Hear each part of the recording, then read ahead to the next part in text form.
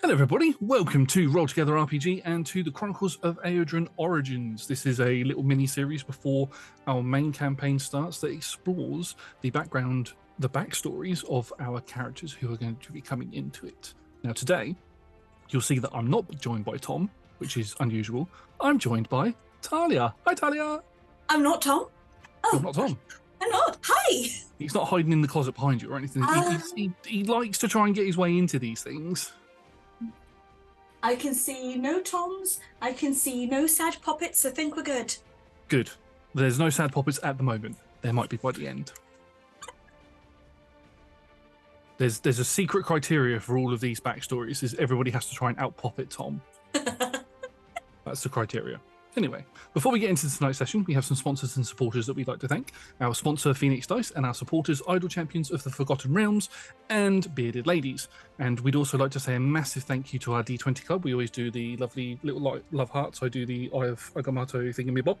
They are fantastic. You can join from one of your local currency or one goat, which must be sent to Tom. Nowhere else, just Tom.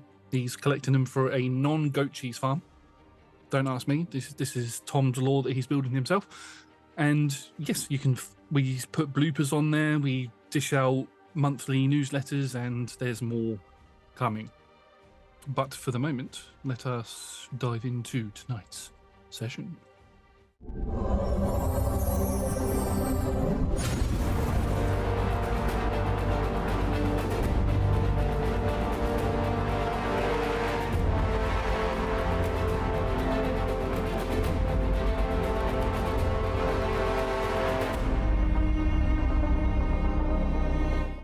Our story begins on the Tarragon Isles, which is just to the west of the continent of Idorune, the capital city of Catanok. I say it's the capital city. The city itself is enveloped the entire Isles.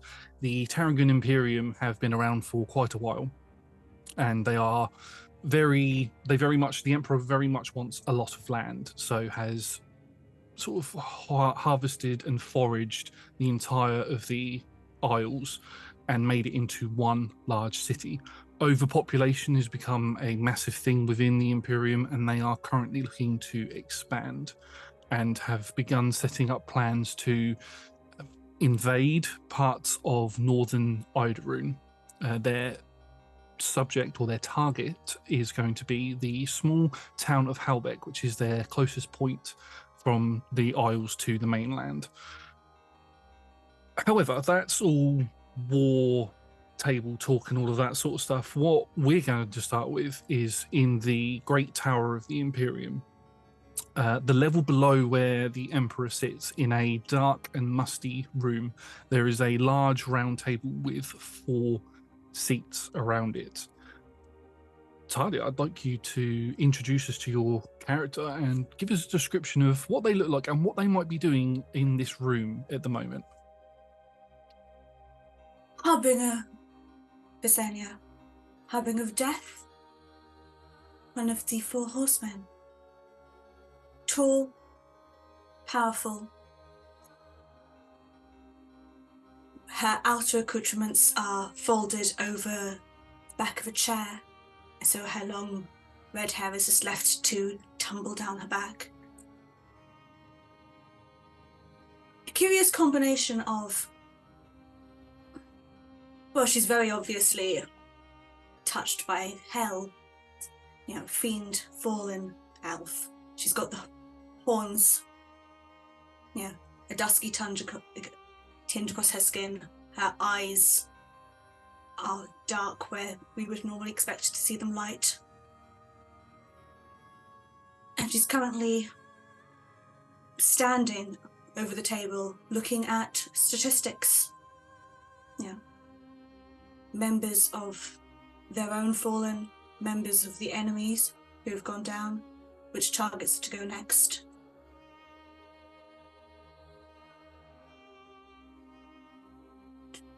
She does her job and she does it very well. As you're sitting there doing your work, you think I would assume that you like to work in sort of a quieter sort of environment. You don't like to be disturbed, especially when you're going over numbers and figures, because trying to count and then getting somebody to disturb you is probably the worst thing. Trusted assistants are the ones who know how to move and be present quietly. Those who aren't are quickly removed from service. And it's at this point when you're counting or looking over the figures that you keep hearing the repeated sounds of glass tapping against each other and the whirring of machines. And as you look up and across, directly opposite you, there is a very sickly looking man sat in the chair opposite.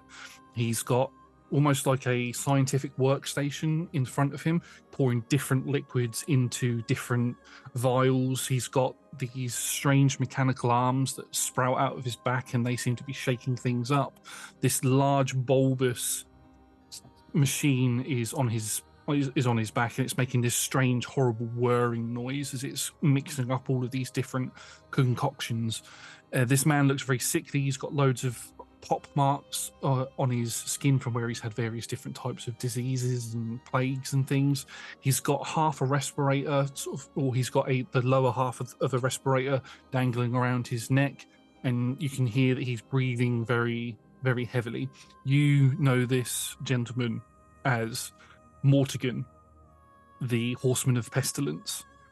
Somebody who doesn't see battle that often because his methods are a bit too ruthless, especially for what the Emperor is currently trying to do. But that doesn't stop him from having a bit of scientific fun and annoying those around him who do get to go out on and do the fun things like yourself. You can hear he's pouring things into the vials. He's shaking things up. He's slamming them down on the table. Every now and then he looks at you with a very sly grin on his face because he can see that it's annoying you, and then he goes back to what he's doing.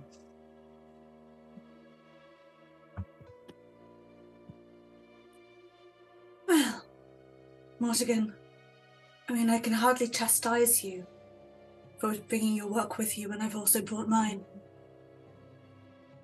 Well, you know how long it takes for Oris to talk to the Emperor? We could be sitting here for hours, pouring away, and these one mechanical arm comes up from under his left arm, the other one comes up from over his shoulder, and they both the mechanical hands widen, and these little spouts come out, and they sort of spray this smoke, which he puts his face into, and he sort of sniffs it in, and is like, "Oh, revitalization."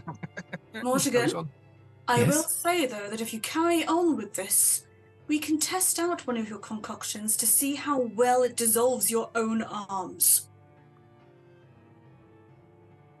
Right. Yes. Sorry, sister. And he puts it down and sits there. You can see he's very fidgety when he's not fiddling with something. So you can see that he's tapping his hands together in almost in a musical way, but the tune's completely off. He's probably tapping his fingers in like five different songs, but but yeah, he's very fidgety. And as he's sitting there, you just hear a very loud laugh come from your right, and as you turn, you can see sitting there in silence this entire time with her legs up on the table, very high boots come up to probably just above her knees, but wearing almost full battle armor, and with a whip that's dangling down next to her, long red hair that's tied up into a very high ponytail that flows over the back of the chair, is your sister, we'll say, Feldra, the Horseman of Famine. She just looks over. She's wearing these very thin glasses, almost like sunshades, and she points them down, looks to the pair of you as she's laughing to herself, sort of goes to put it up with the middle finger, and then just sort of sits back in the chair and just carries on, just watching everything around her. It's the first time she's made noise in the entire time that you've all been sat here together, which has probably been a good hour, but at this point.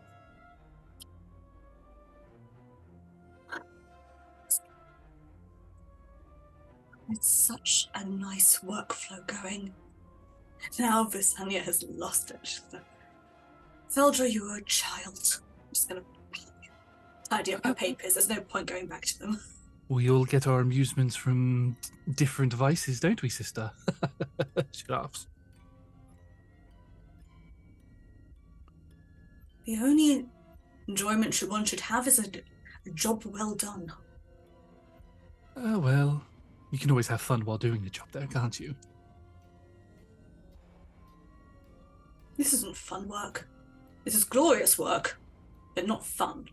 Oh, well, we got to get our kicks, our giggles and kicks somewhere, haven't we? As she says that the door, these large, way too oversized doors, open outwards, and in walks a man, probably standing about 7 foot tall, orcish in ancestry, wearing very crimson red armor and carrying a sword that on his back, which is way too oversized for any normal person, but you've seen him in battle and he can swing that around as if it was a dagger. But this is Oris, the highest ranking of the horsemen, the war master of the Imperium army, and the right hand of the Emperor. He's bald-headed. He's got a very thin, the chin facial hair bit. I should know what that's called, but I don't. But he's got the chin facial hair piece. It's graying in a lot of places. He's got lots of scars around his face. You can see that he's got a mechanical device over one of his eyes. He lost his eye in one of the wars he'd fought previously, and Mortigan had provided him with an artificial one. He just walks into the room, looks to all of you.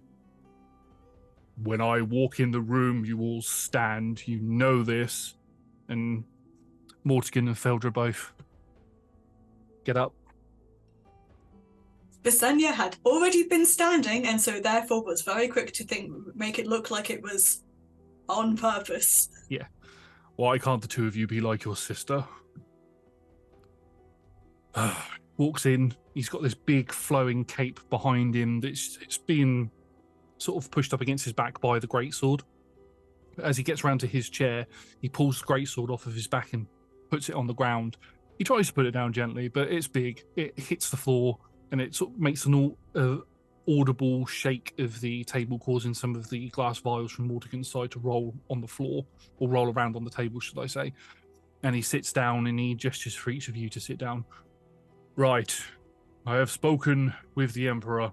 The initial attacks on the western coast of Idorune have not gone as planned. He wants to send one of us to take some more land and get us a footholding.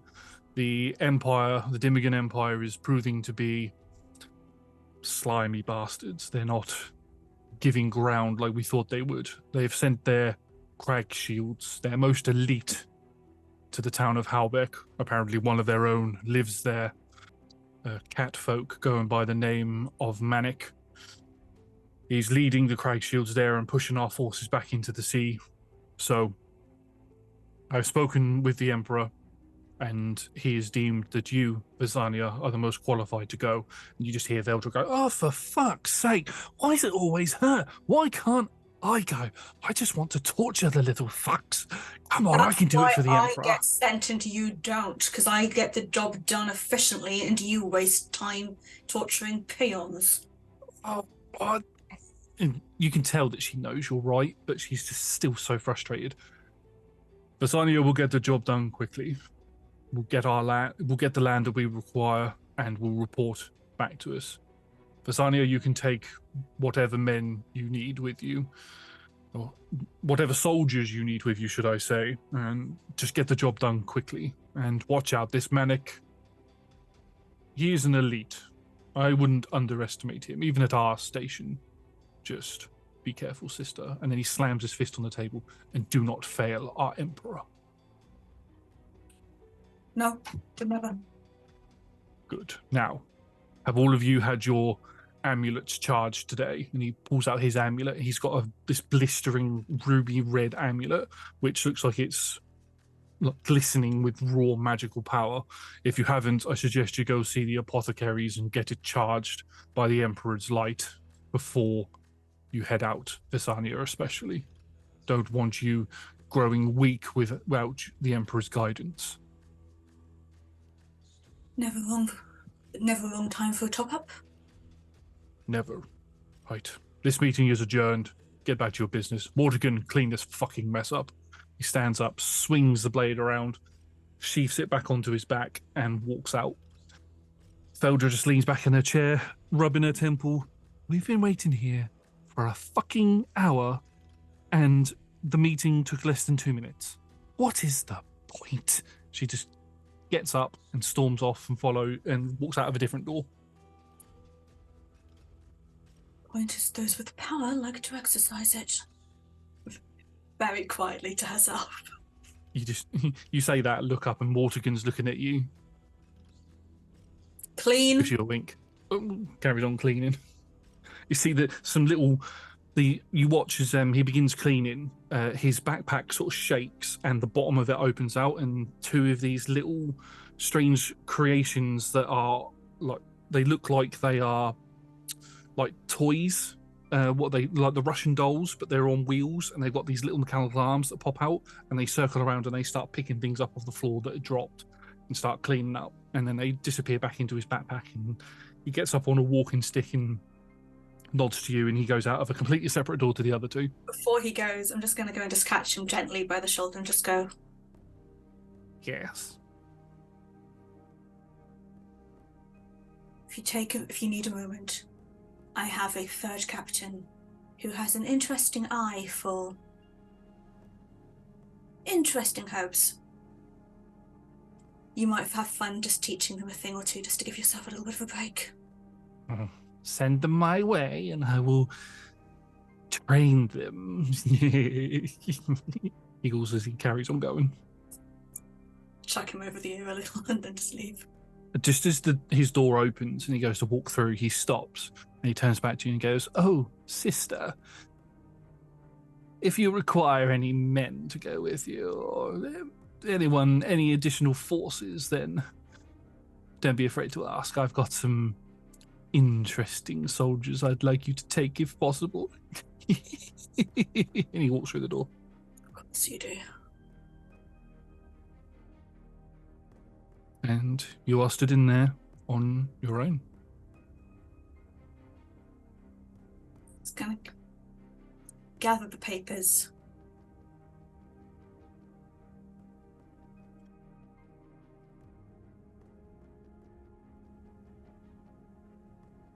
The job to do is glorious. The job to do is efficient and gains the needs and the wants of our Emperor with as low an impact as possible.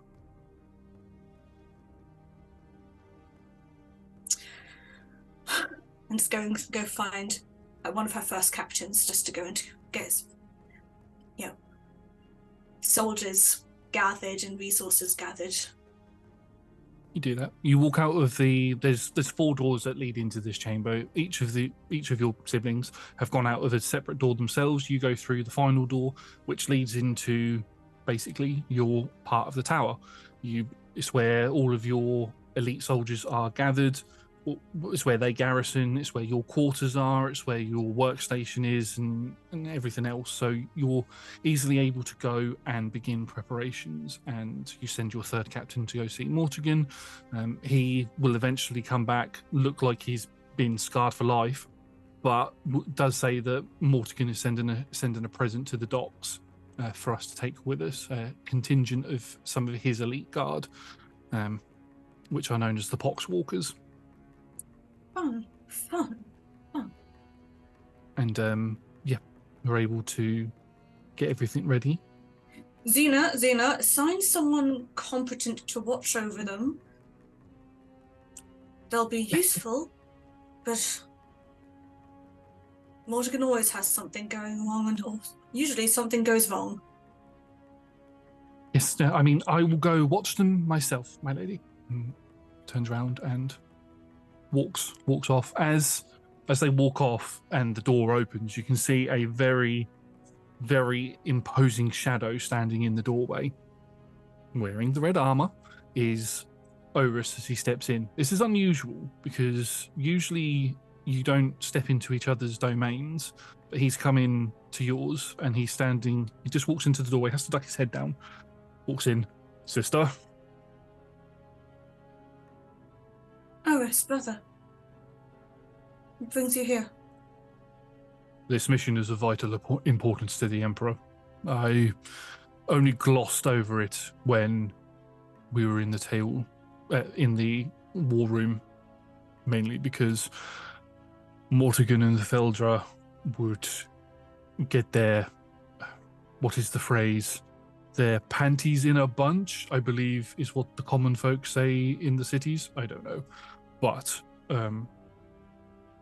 you need to know that if this mission fails, then our people are doomed. Our overpopulation will mean that we will have to, and this is on the Emperor's word, we will have to begin culling our own people.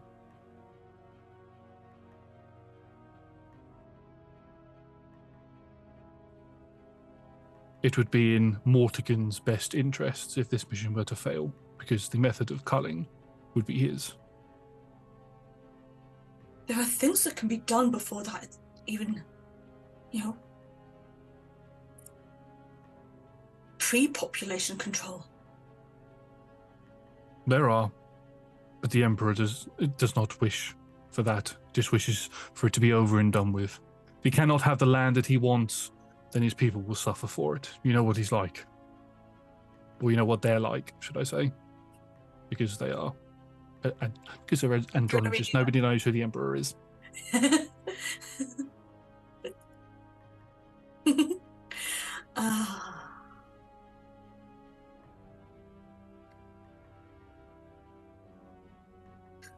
It just feels like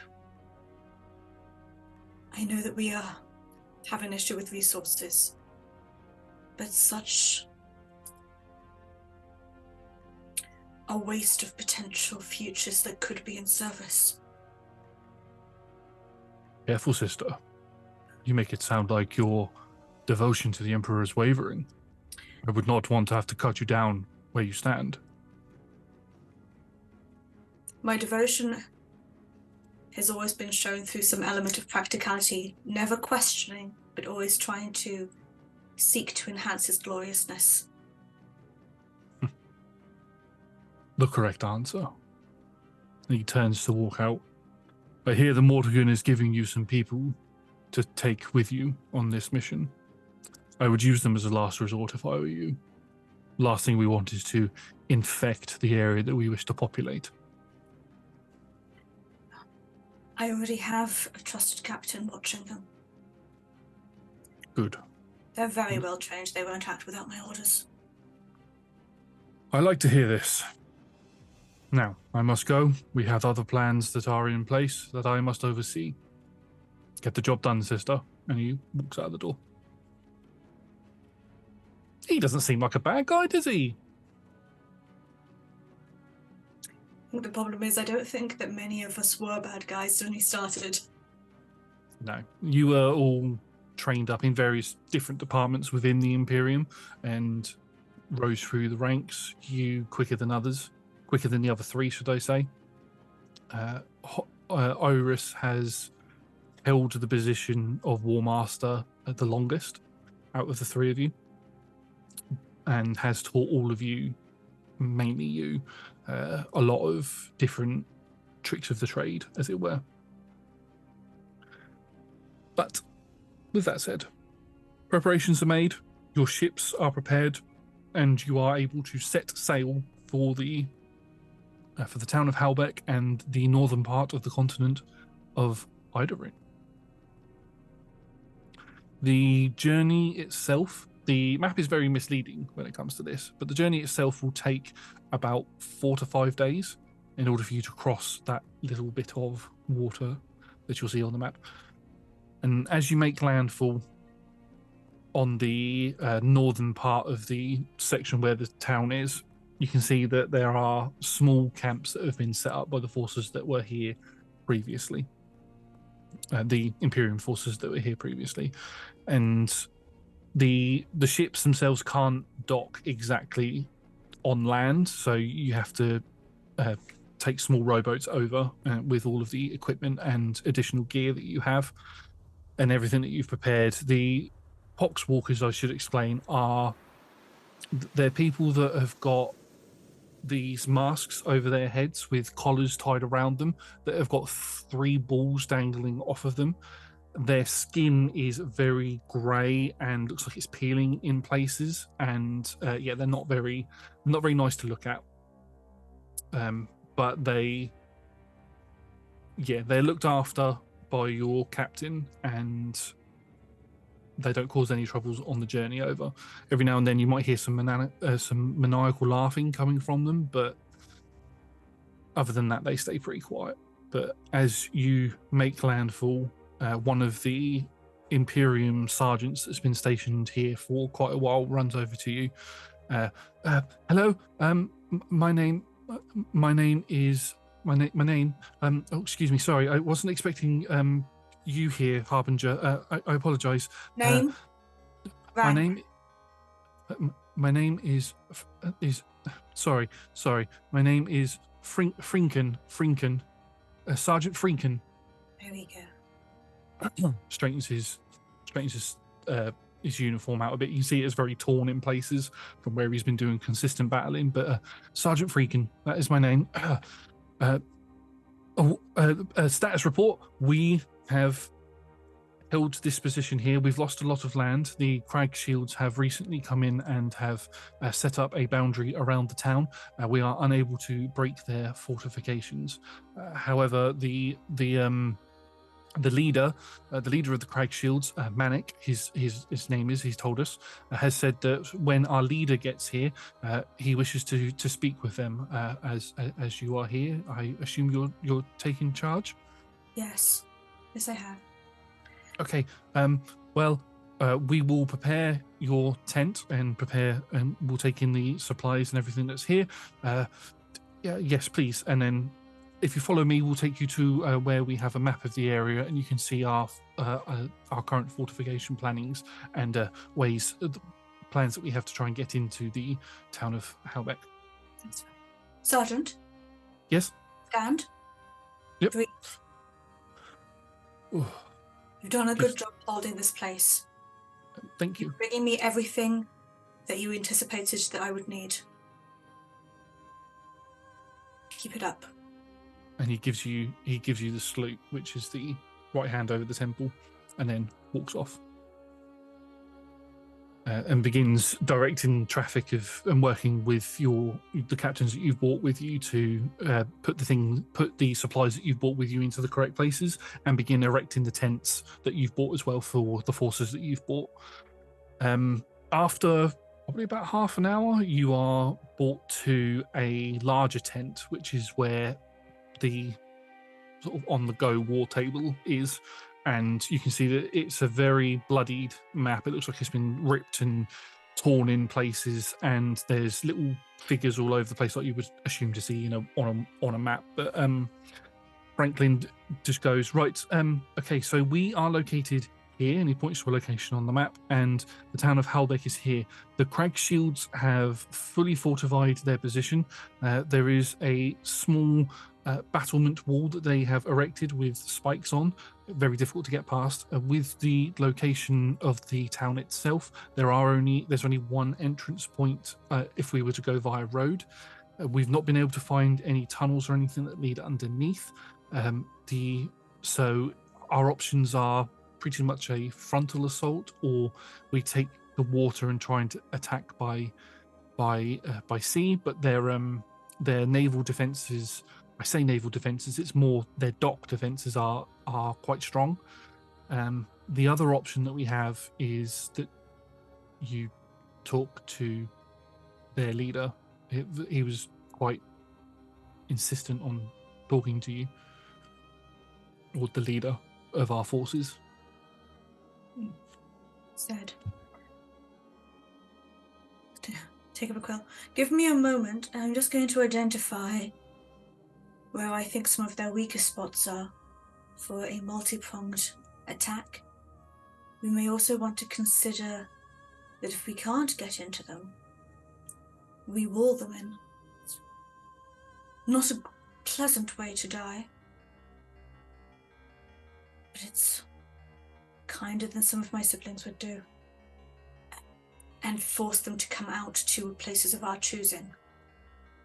Okay, right. We hadn't thought of that, but okay. Yeah. And he sort of sits down and watches you work. I think just after a couple of hours, okay, that's a good start. I will still go meet with their leader if this can be solved peacefully,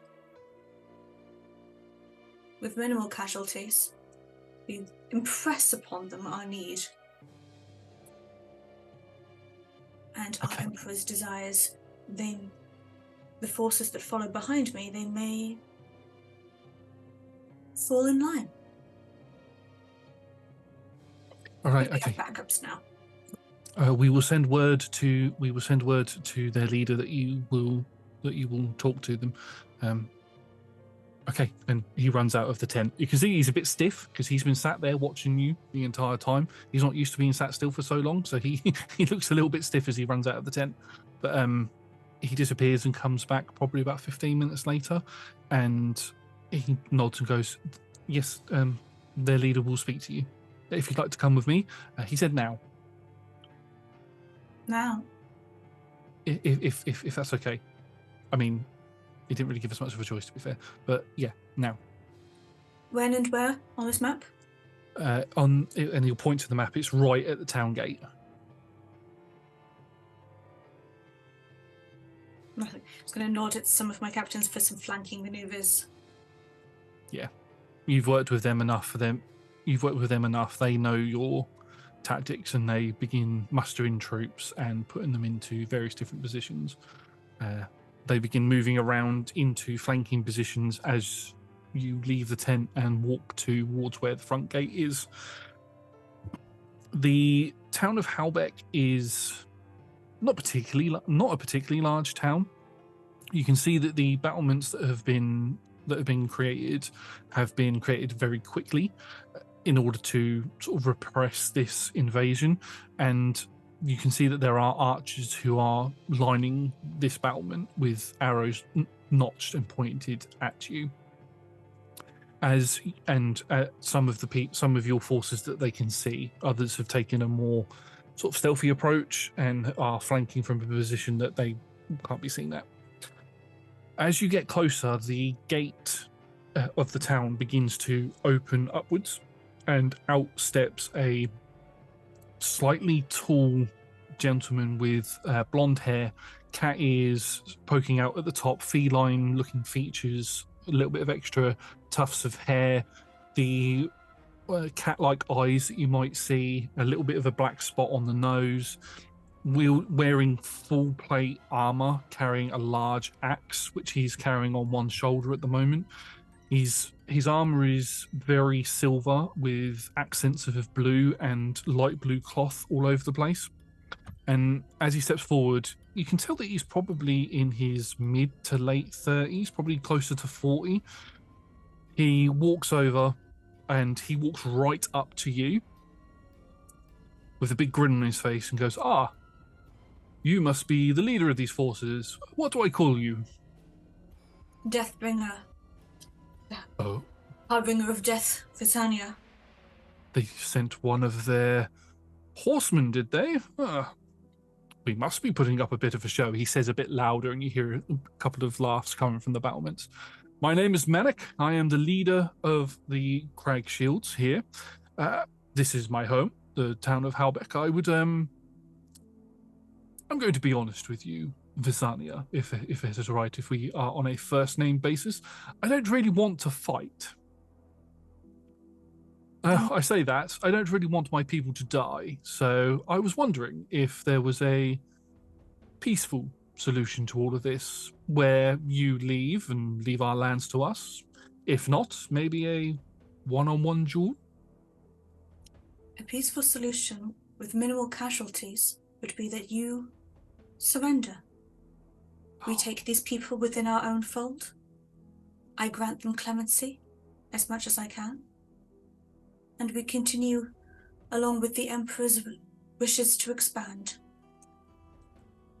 Now, see, there's a slight problem there. If we were a free town, if we were a town that wasn't already under a rulership, then I'd be obliged to say yes. But we're already part of the Empire. The Crag Shields are the Empire's most elite. So, unfortunately, that's not the solution that we're looking for. If there is no other peaceful solution, then might I suggest you and I go a few rounds, and whoever wins that, through staying alive, wins control of the town. What do you say?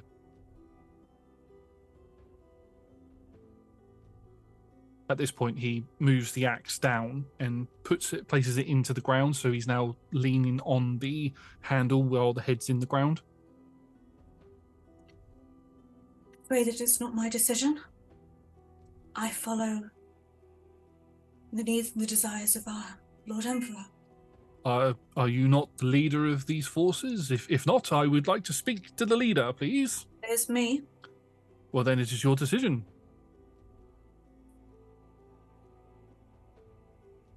Good thing about being part of the Empire and the Crag Shields is we have a little bit more freedom with our choices, no matter what rank we are. It seems that you are stifled or put in a limited position with what you are doing. It's a shame. You seem like a very formidable warrior. You have the care of this town. I have the care of my entire people to consider. Well, then let's go a few rounds and see who comes out on top.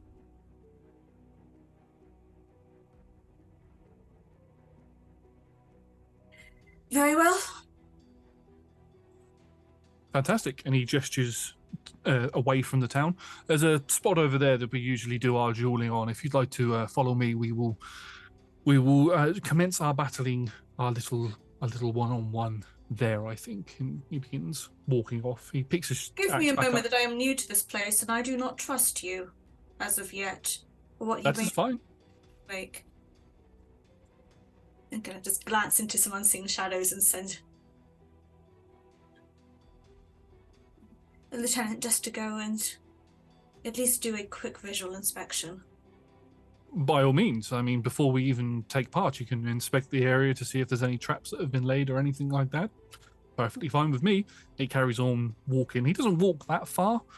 Probably 5-minute walk away from the gate, and it's onto a large, almost flat rock formation that it almost looks like it's sort of been purposely or naturally built to be like a mini fighting arena. And it overlooks a cliff face that leads down into the waters below. And he steps up onto it and he goes to a nearby rock and he sits on it and he gestures for you to have a little look around. Please, by all means. Well, a couple of lieutenants, those who are very skilled with traps and therefore skilled at finding them, and myself just seeing if there has been anything. No one's quite like my siblings, but if these people come close, then there are definitely things I should be concerned about. And if there's not, then that also tells me a lot about this man. It's a very fair assumption. Because you've got lieutenants helping you, I would say roll me a perception check with advantage. Okay, cool. Just pick this one. Perception. Okay. 25. 25. So with your lieutenants helping you, you all have a look around this area. The most obvious danger is the sheer drop that there is from the cliff. And some of your lieutenants have looked over and reported back to you that there are jagged rocks at the bottom of this. It's a cliff. Of course there would be. Don't be stupid. They feel a bit scolded at that, but they can't find, and you can't find anything. There's no places where anybody could hide, so there's no chance of an ambush of any sort. it's just a very open, area. There's a couple of cracks in the rocks and things, but you can tell by looking at that with a 25, that's just where weapons have hit it in the past, where people have sparred and fought here. And the entire time, Mannix just sat on his rock, just watching over you. And just, are you satisfied, or? Do you have no concern for your own safety? What, by not having anybody here? Hmm. I do have a little bit of concern for my safety. I have my ways of getting out of a situation if I need to, but there's something about you that tells me that you're not going to stab me in the back. So you're testing the type of person I am as much as I'm testing the type of person you are.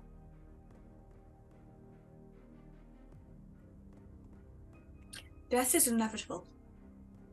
It is. If a person can be made use of, then why not extend the time it takes until that death and grant them clemency? I agree with you that death is inevitable, but it's how we choose to live our lives. I choose to see the light in people. I choose to see honor where there might not be none. This is why your people have not been as, I don't like the term, but slaughtered. I don't see the need to do that.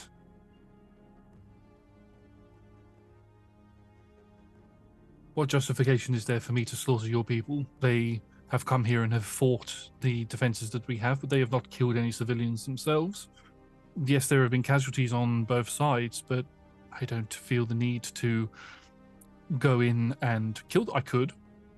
I don't feel the need to. I don't see why some of these people are, I'm guessing, like forces of the Empire, that there are people here who aren't here by choice. They need the money for their families at home, so why would I take their people away? Why would I take them away from their families when I could just send them back? It's what I've been trying to do to them. It's getting them to go back. You are unfortunately suffering from an extremely limited worldview. This is true. It would be very nice to live in such a world of idealistic honor. That is not the world we live in.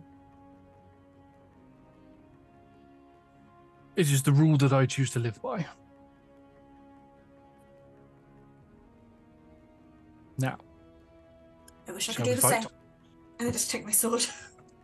He pulls his axe up onto his shoulder again, slides off of the rock, and sort of gets himself into a battle position with the axe over his shoulder, swings it around a bit and brings it down. So he's in a battle ready position. And I think at this point, we should roll initiative. Oh gosh.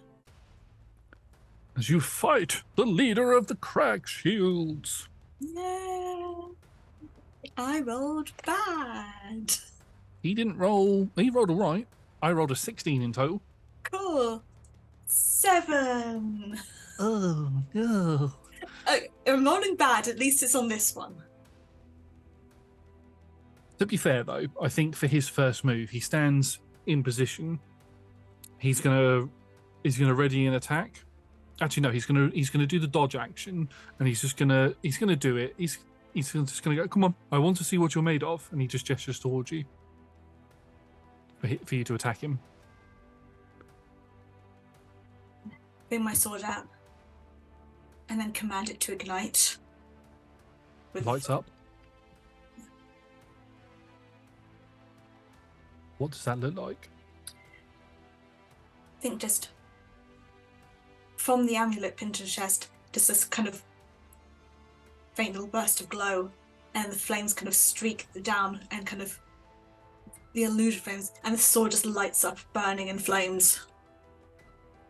He cocked his eyebrows at that. Oh, interesting.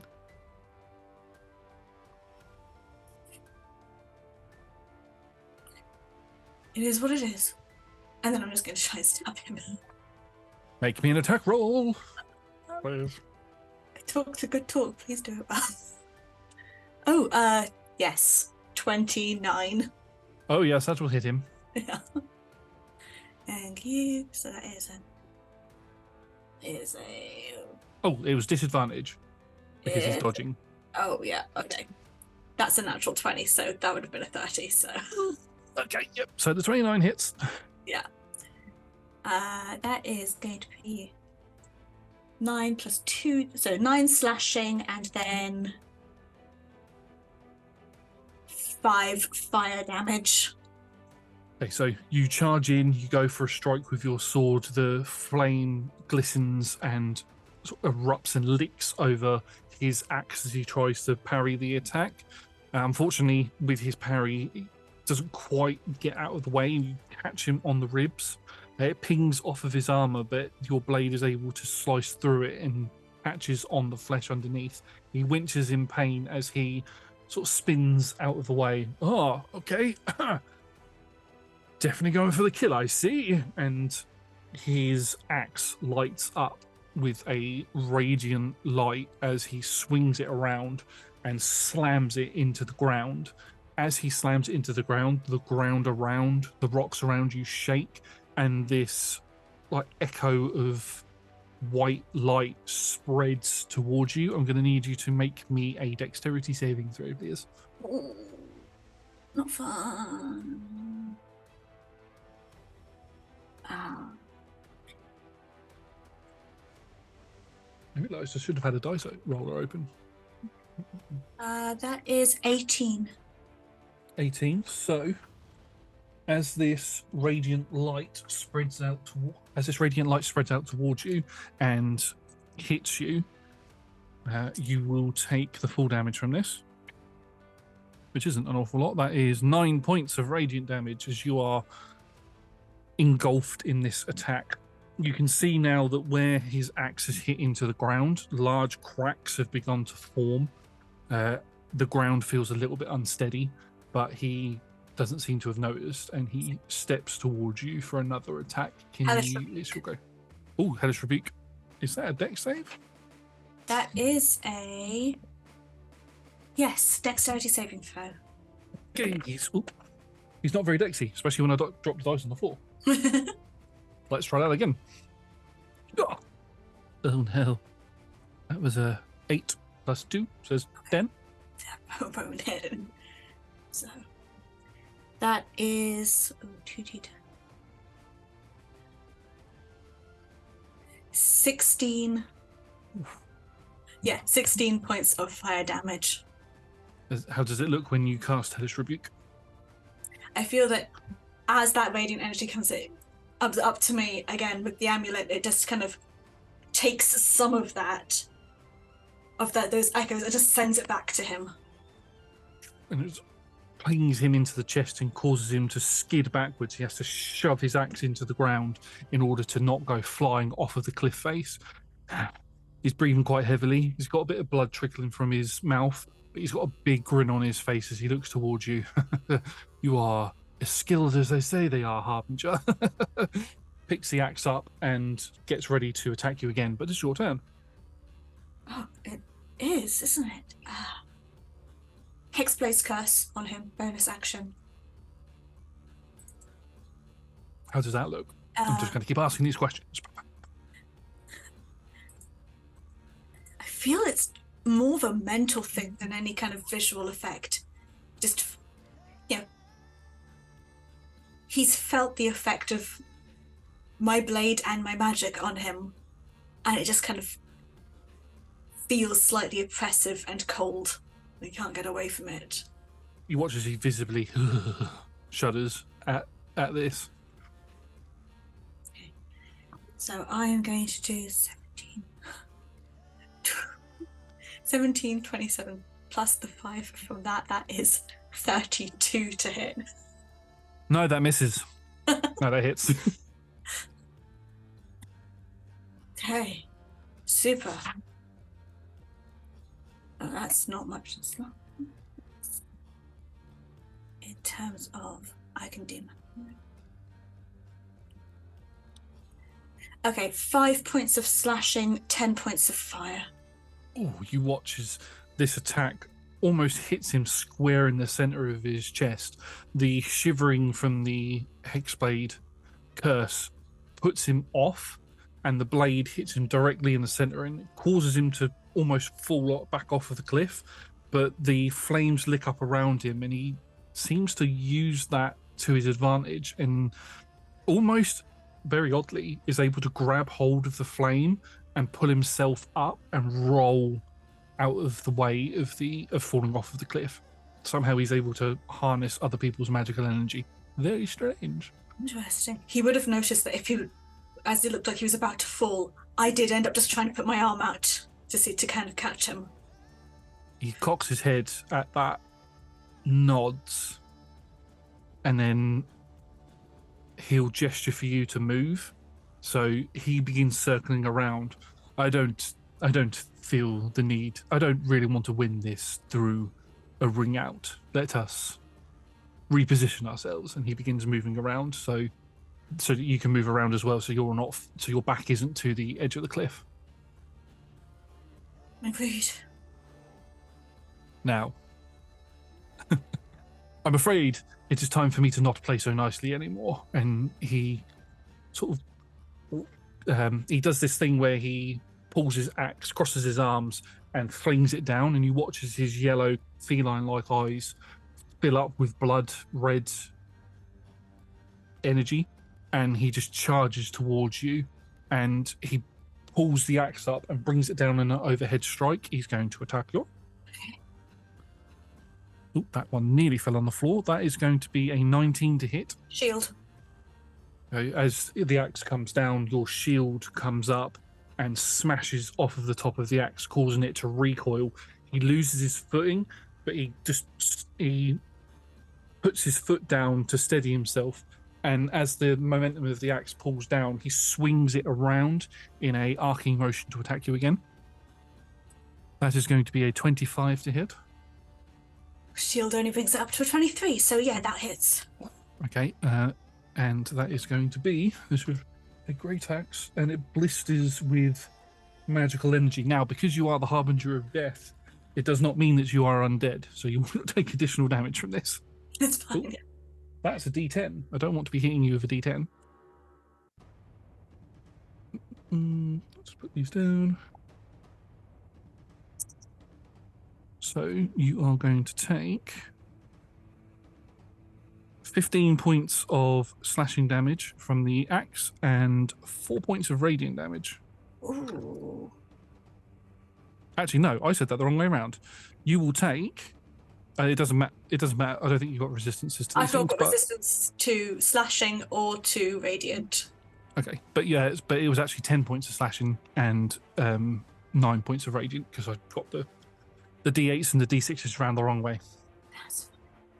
And as he slashes around, it catches you in the abdomen, causing this gaping hole to come across your armor and nicking your skin. He brings the axe up and slams it down again, going for a third attack, because high-level fighting. Now that is going to be a 24 to hit.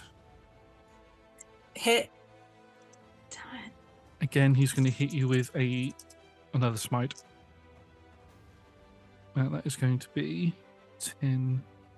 16 points of slashing damage and 11 points of radiant damage as his axe just explodes with this radiant energy as it slams into you. You go to block the attack, thinking that you've got it, but his strength just pushes down and the axe embeds itself into your shoulder. He's then going to look at you. Have you had enough yet? Do you wish to give in and send your forces home? There needs to be no bloodshed. I don't want to kill you. Right.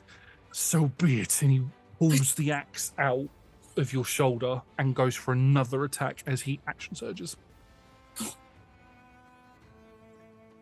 Oh, that's going to be a 23 to hit, which matches your AC. So as he goes to swing again, you bring your blade up and parry the attack. He laughs at this and he takes a step back, so you'll get an attack of opportunity. Good. I need to 22. 22. As he takes a step back and you go to slash at him, he brings the axe up quickly as he parries the attack. His parry takes his AC to a 23 as well. Oh, So he parries it, and he takes the step back. He brings the axe over his head up in the air, and it sort of glows with this uber radiant energy, a lot more radiant than what it's glowing before, and he just slams it into the ground in front of him, similar to how he did it before, but with a lot more force. You're going to need to make another dexterity saving throw, please. This is a spell. I know. Sorry? Shield. I used reaction. Yeah, okay, fine. I'll just do it. 13. This is a lot more dice than I have available to me, so we have to roll these. Doing well. Come on. Oh my god. That's 2 8s on 2d8. So that's 16 plus those two numbers, which is another 11. So that's 27 plus one more. Plus 3, which is a 30. So that's 30 points of radiant damage as he just blasts you with this radiant energy. Okay. I would like for you to roll me a D100, please. Okay. Ow.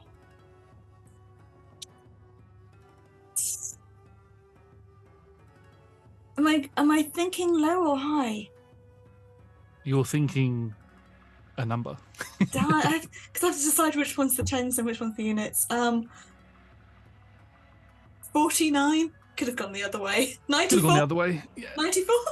Which one serves me better? We'll go with the 49. Okay, 49. And now I need you to make me a dexterity saving throw, please. 12. Oh no. Yeah, how about an 8?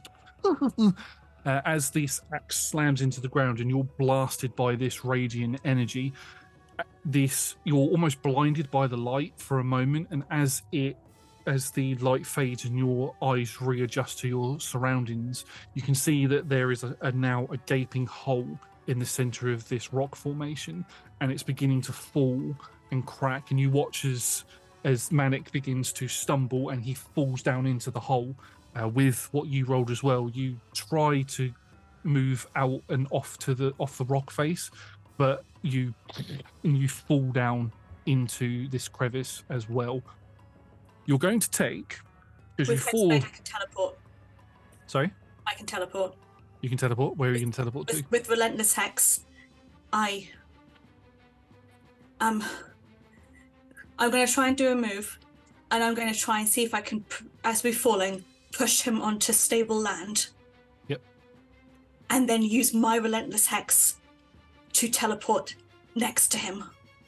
Okay, so you both begin falling, and it seems that you're falling for ages. You're looking out for somewhere to land, and you spot a little alcove where rocks are falling down, but they're not smashing into this flat bit of land, and you push him in that direction.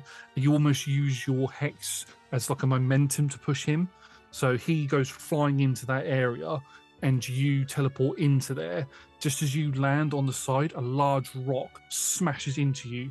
Jagged edges dig right into your ribs and cause you to collapse onto the floor, and you begin to black out from it, because it's 10d6 worth of damage. Do you want me to roll that? I have 2 hit points left. Oh, okay. I won't roll that then. No. Let's just say that you're unconscious. And as you're laying there, sort of in and out of consciousness, you can feel the vibrations and the rumbling around you as more rocks have begun to sort of fill in and fill this hole in. And just as you look, you can see a light source coming from just to your left, and a blurry figure is pulling at your body, and you can feel a warm energy around your abdomen area and around your ribs as you pass out.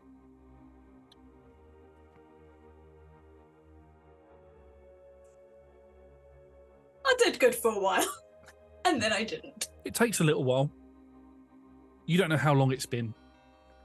In fact, actually, no, scratch that. We're going to do something different first, because we've got a little bit of time before we go to break. You are in a dark void. Surrounded around you is complete darkness. You don't know where you are or what's happening to you. You are in this dark void. Right in front of you is the round table of the war room in the Imperial capital, sorry. Sat in one of the chairs with their elbows on the table, fingers interlocked, is Orus. He's looking up towards you with a very disappointed look on his face. As you look down at yourself, you're not in your normal battle armor. You are wearing civilian clothes. Are they civilian clothes? No, these look too dirty to be civilian. These look like rags. And these large chains are on your wrists, and your legs are chained. Do you have a tail? Yes. Your tail is chained to your legs. And you are flanked by two of your lieutenants, both of which have these solemn looks on their faces as Orus looks up to you. Sister, you have failed us. The Emperor has deemed that you will die. It will be a sad day when you are burnt at the stake, but he doesn't accept failure. You know this. I'm sorry.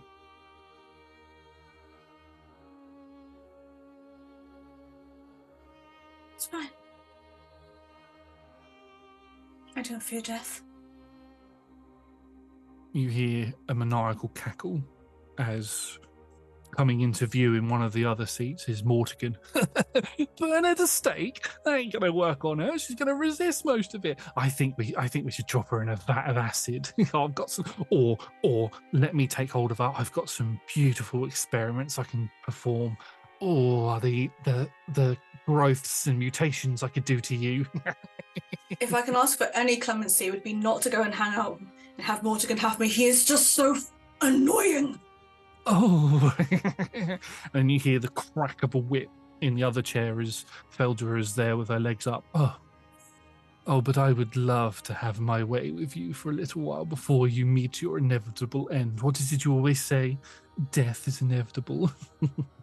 I can make your life as excruciating and as painful as I please. You little failure. And Orus is just looking at both of them. You know that this is some sort of hallucination. You know for a fact that the Feldra and Mortigan in particular would not be this brazen in front of you. They've been a bit bold before, but about other people, not about you. They just look towards you, and you watch as their figures begin to morph and change into shadows, and they sort of blend back into their seats. And the table itself begins to disappear into the floor. Your two lieutenants disappear as if they were ash, and you're now in a long corridor, or a long hallway, or a large hall. You're not 100% sure. You've only been in this place once before. Right at the end, sitting on a large throne, is a hooded figure. You can't make out any of their features, but you can feel the presence of their might as soon as you step into this area. The head of this figure lifts up, and you just see two piercing red eyes look at you as you begin to feel the hall around you shake, and a pain in your stomach and a pain in your ribs as everything begins to blur out, and this hand extends up from the Emperor sitting on the throne, and then everything just almost snuffs out of existence as you begin to open your eyes, and you are in a dark, cavernous room. You look over yourself, you're wearing your armor again, although parts of it have been removed. Your shoulder has been patched up, and it looks like you've got bandages around you. Your abdomen area has been bandaged up. Your ribs have look like they've got some cloth pushed up against them at the minute, and you can see standing over you with their hands radiating this light, this white light, is Manic. He looks like he's taking a few cuts and scrapes himself, but he just looks over you. I see you're awake. Thank God for that. I thought I was going to lose you. So I punch him in the face as I wake up. This is an automatic reaction of someone close enough to be near me, because it's usually one of my siblings. They are punched in the face. So as he goes, it's good to see that you're not... He just sort of falls into the rock. Ow. I suppose I deserve that. Apologies, I did not think it was you. I thought you were... What, you treat people you know, people you like this? Oh, right. The only people close enough to me at any time are my siblings. So yes. The other horsemen. I've heard rumors. Right. Oh, okay. Let me just get the concussion out of my head. And he puts his hand to his head, and you see that he casts some sort of healing spell on himself. Right. Well, that was a bit touch and go for a moment there. I'm glad to see that you're okay. As you can see, I got a bit overzealous with my power, and we fell through where we were fighting, and we're now in a cavern. You've been unconscious for 2 days. No, that can. No. We need to. Still win this. Still. I need to get out. Yes, no, I need to get out as well. I know that my people are on their way. I've had a message sent to me from them, magically, of course. They are digging their way through to us at the moment. I know that your people are also digging their way through. A few of my scouts have spotted your people digging. So, unfortunately, with the condition that we're in, it's just a matter of time before one of our people get through. And then, unfortunately, whichever one gets through first, the other one's probably going to die. Or be captured or bartered off or whatever. I don't know what your people's plans will be, but, Please surrender. I can't do that, I've told you. I can grant you. Please. I can't. I have to protect my people.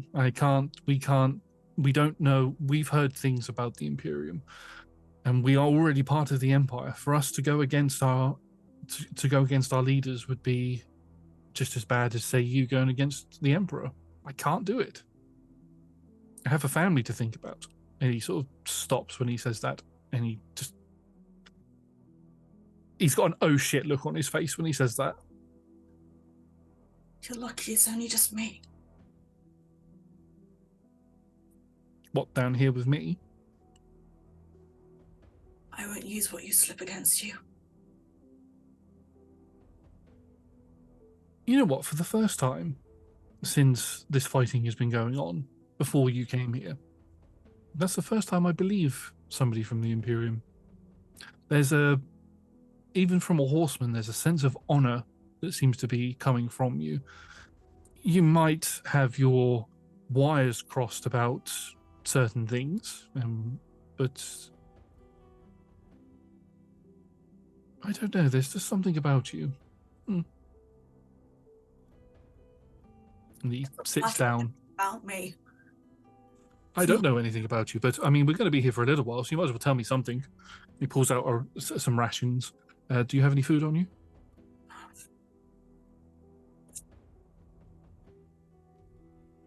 It's a bit squashed, but Here, and he chucks a ration pack at you. I always carry a bit extra. Big guy, got to eat a lot. And he begins making a small fire. Now, I saw that you're quite proficient with fire magic. Do you mind?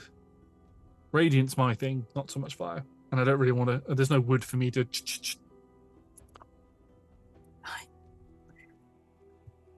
Fireball. Yeah, set it on fire. What do I have? I've got thaumaturgy. Yeah. Lights up.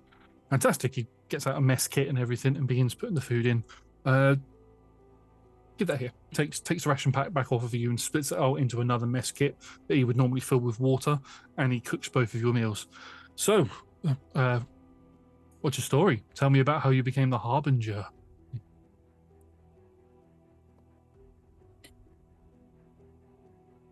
Came from nothing. My talent was discovered early. I was given the opportunity to rise through the ranks, and here I am.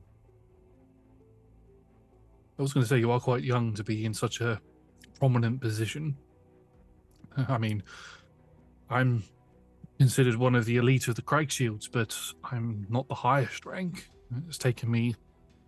I joined when I was 15 years old. The army, that was. I've only been a Craigshield for about 5 years. So, you must be a... what do they call it? A prodigy?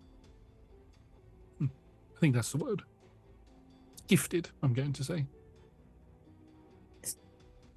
Started when I was a child. This is all I know. That's a shame. Right, well, food's done, and pulls the food out and hands it to you. Be careful, the bottom of the bottom of the tin. Right, yes, okay. Resistance. And he sort of sits down and begins eating. So, I said to you before that I had a family. As you said, you're not likely to... You won't tell anybody about it, so... I have a wife. And a child. Back in Helbeck, that's why I'm so adamant on protecting it. And accepting unknown forces to take over our land. Not only is that a act of treachery to my empire, it also put my family at risk, which is why I needed to protect them. It's the main reason why we can't accept your peaceful negotiation. I don't know that my family will be safe. You yourself said that you can try with all of your power to make sure that my people are seen safe, but you can't guarantee it. You might be the leader of this force here, but more powerful people will come in after you. If I know tactics, this is just the foothold. Once you've established your foothold, that's when the main force will come, and then the rest of my empire will be at risk. I mean,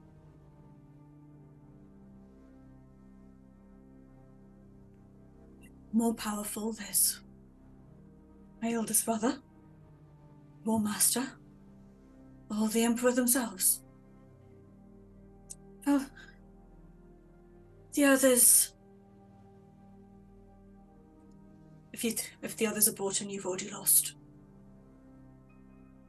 This is why I can't give ground. Can you guarantee to me that the War Master won't come once you've gained a foothold? Can you promise me that my people in the town will be safe, and that there will not be needless slaughter within the land that I call my home, and the empire that I serve will not be at risk? I can guarantee you that there will be if I don't know it. And that's why I fight. I fight to protect my family. I fight to protect my people. I fight to protect the land that I live in and the land that I've grown to love. We have nowhere else to go. And we have children who...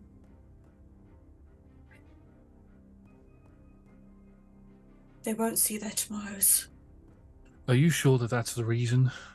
The real reason that your emperor wants to take this land? There are other ways that he could have...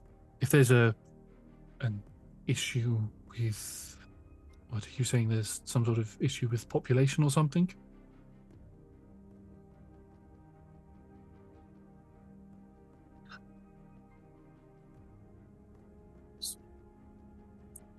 Trying really hard to kind of make I- sure else I won't pry any further. You don't need to tell me, but if that is the case, if that is true, and again, you don't have to say anything, but there are other ways that the Imperium could have gone about relocating their people.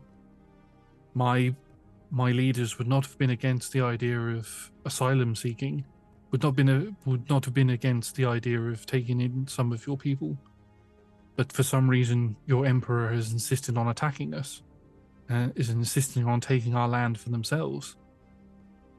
The south of the continent is ripe for the picking, but it's just impossible to get to because of all the cliff faces and mountains that are there. Which means that unfortunately my town and my people will be the victims. I can't have that. I really do. The Emperor's desires are absolute. The people have no way of leaving by themselves. And we do not ask for help. Regardless of what should happen. If I want to keep my people safe, I do what I am told and I take what I can, and I make it as painless as possible. Well, in that we are in agreement. We, in that sense, are kindred spirits in that sense. We both have the same goals. We're just on two sides of the same coin, sorry. Might be different coins. Could be different coins, yes. And he sort of chuckles at that and or rubs his ribs and just carries on eating.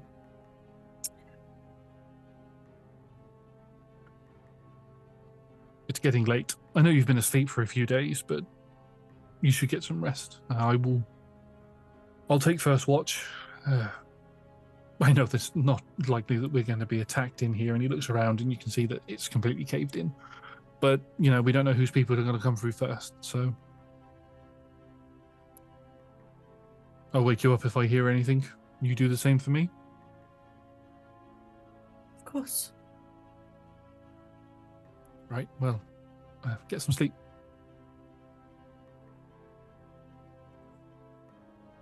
What are their names? My family. My wife's name is Jessin.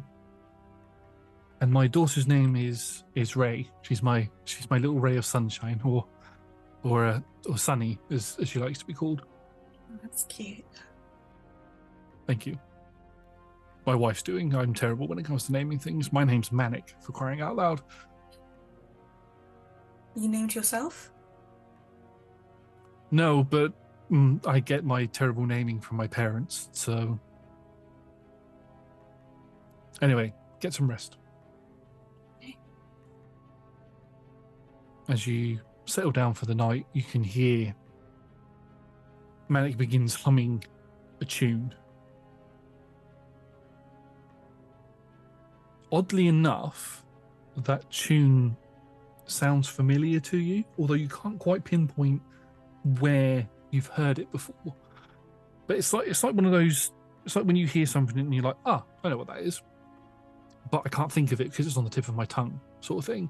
And you know that it's a nursery rhyme, but you can't. But he's only humming it. He's not saying the words. So you don't know what the words are, and it's one of those things that just itches the back of your head. Like, you know this.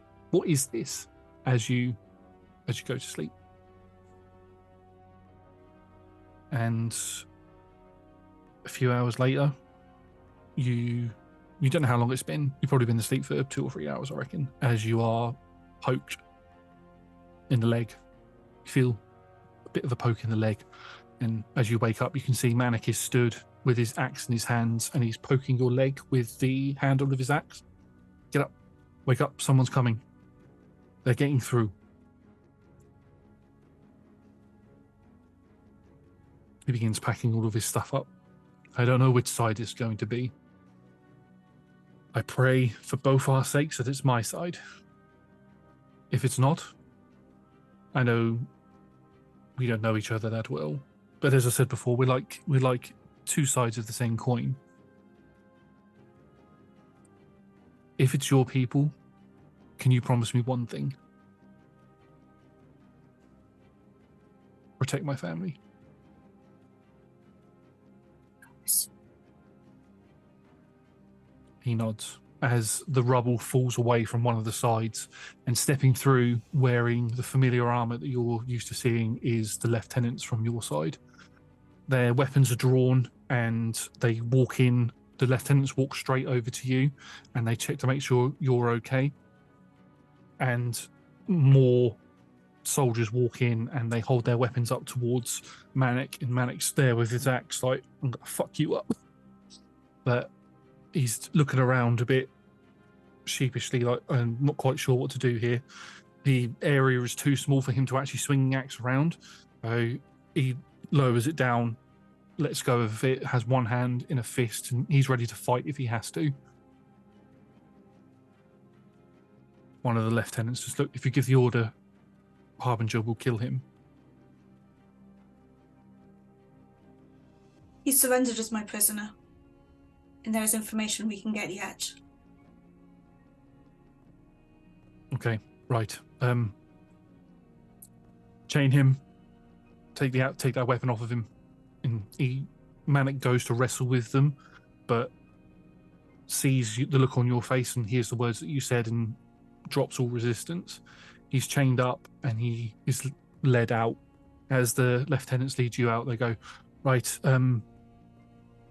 yes, let's get you out of here, get you seen to. The War Master has arrived.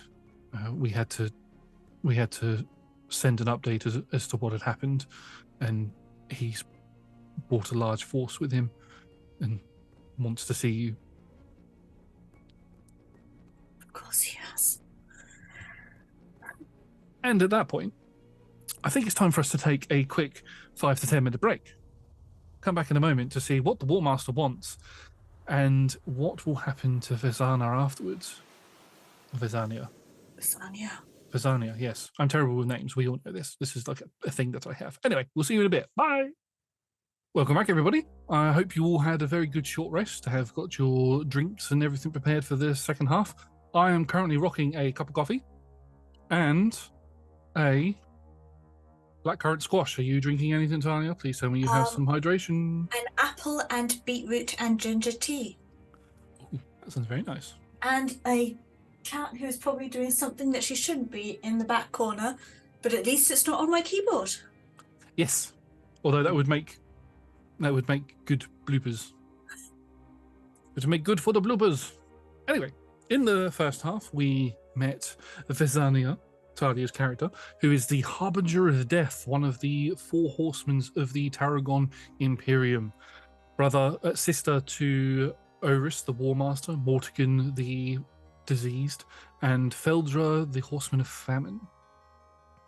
Vesania was sent by Oris on a mission to the northern part of Idorune, to the town of Halbeck, to secure more of a foothold for the Imperium that is trying to gain control of some land and expand its forces. Upon arriving, Vesania is greeted by a sergeant who explains that the leader of the Craigshields, the elite guard of the Dimigan Empire, wishes to speak with her. Bit of conversation is had, and we meet Manic, the leader of the Craigshields, who has a similar mindset, doesn't want loads of bloodshed, and wants to either settle this amicably or in a one-on-one duel. The less violent option was not achievable, at least not in Manic's eyes, as that would require the town itself to fall under the Imperium's control, and that's seen as an act of treachery amongst the Empire. So a duel was had, and it was a close one until Manic decided to throw out a very powerful Cone of Radiance, as I'm calling it, and caused a massive hole in the rocks that they were fighting on to cave in, effectively. With some quick thinking from Vesania, the pair of them were able to avoid most of it, although Vesenia got knocked out by falling rocks. It wasn't quite rocks fall, everyone dies, but we almost got there. And for the next 2 to 3 days, Vesenia and Manic was healing Vesenia in this little caving, both sides digging towards them to try and get them out, as he had received that via message. Vesenia learned a little bit more about Manic, the fact that he's got a family that lives in Halbeck, a wife named Jessin, and a daughter called Ray, his little ray of sunshine, or Sunny, she's known for short. And just as we ended the session, Vesania's forces broke through, took Manic captive on the Harbinger's orders, and Vesania was informed that the War Master had arrived, having heard that his sister had gone missing. And that is where we are going to pick up. As you are led out of the cave, you can see that these people have been digging for a while. It's quite a trek to get back to the surface. But as you do get back to the surface, you can see your contingent of soldiers have been with you, and there are bodies lying around the floor or lying around just outside the town of the crag shields of Manic's men, and there are people in the same sort of Imperial armor but with more red accents on them, representing that they are part of the War Master's forces that have come over from the Isles. You can see that Manic is, even though he's in front of you, his shoulders slump as he sees the dead of his people just lying all over the ground. And you can hear whimpering coming from him, but you are all taken towards where the camp is. Manic is taken away in a different location to you. Probably Send him to my tent. He is surrendered as my prisoner. Yes, my lady. And they take them off in that direction towards your tent. You are instead escorted to what would be considered like the infirmary tent or the medical tent, and you are given some additional first aid for the injuries that you have sustained, although Manic had done a pretty good job of patching you up. As you are there being looked over, the familiar large red armored figure steps into the tent as Oris has arrived on Idorune. Well, I didn't see this happening, sister. You were only on landfall for 1 day, and you already managed to fuck things up.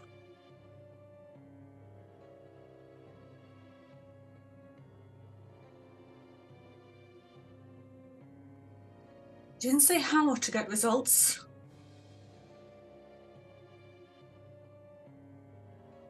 No, I didn't. But I wasn't expecting to be summoned, or at least told that you had effectively failed in your mission and had potentially died in the process. I'm glad to see that you are alive, of course, but let me make this perfectly clear. I am angry at the fact that you have not completed your mission in the time that you were given to do it. Nope. Didn't fail.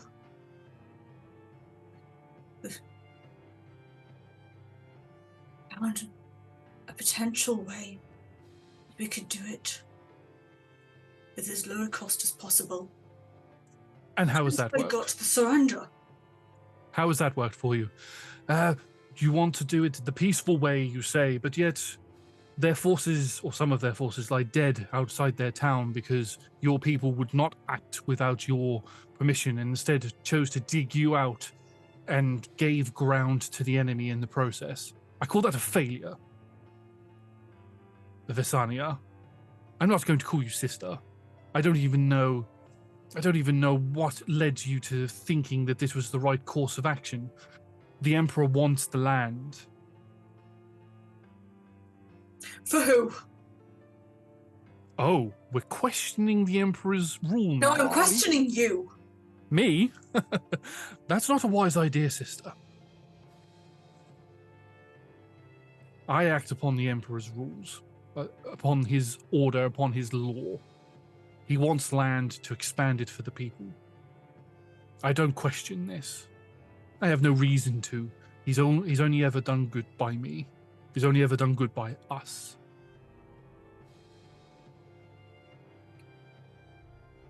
And yet you seem to want to throw that in his face by not doing as he is ordered.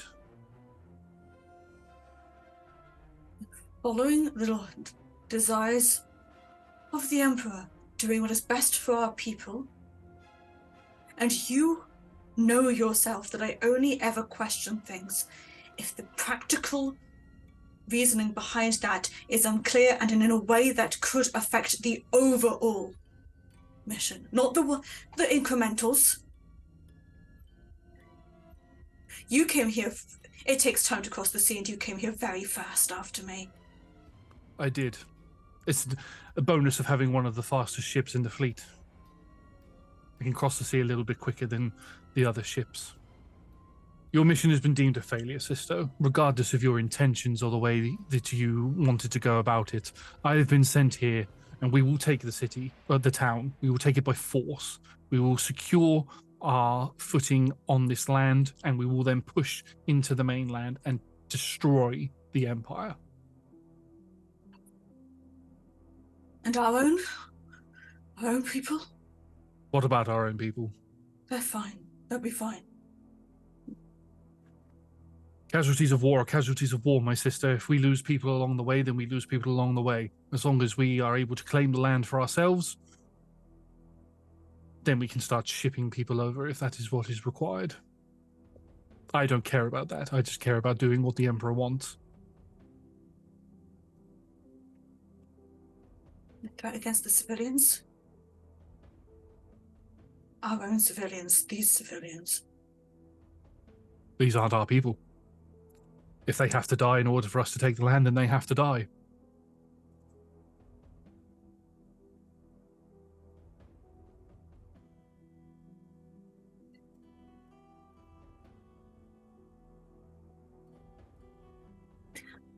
As long as our Emperor's desires are met and our people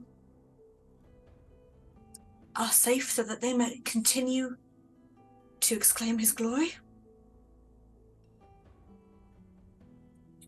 Good. Just glad to hear that you're falling back in line again. Now, here you have a prisoner, the leader of their forces. And he's been sent to your tent, is that correct? Somewhere where I know that there are people that I trust who can watch him, and people that might be outside spies can't get to him. Right, well, he has valuable information that we could use to make it a bit easier on us to get into that town. I will allow you to have him for a few hours, but then my people will come and take him, and I will get the answers that I want from him. Do I make myself clear? Yes. And just know this, I am doing this as a courtesy because of the station you hold as the Harbinger of Death. Although that title might have to come into question now that you don't seem to want to bring death to people. I'm not a Feldra. No, she likes to prolong life and make death as excruciating as possible. You were sent here because you are able to deliver death quickly and efficiently, although you have not done that in this instance. I do not know why you have decided to go soft on me and on the Emperor now. But when you get back to the city, which is where you will be going after this town has been taken, it will be trained back into you. Do I make myself clear? Yes, brother. One failure out of 1,000 is still one that should not exist. One failure out of 1,000 is a permanent notch on your exquisite record, and one that will not soon be forgotten. Trust must be re-earned. Do not fail me again. I will see your friend in a few hours. And he turns and walks out of the tent. And when he says friend, he says it in a really spiteful way.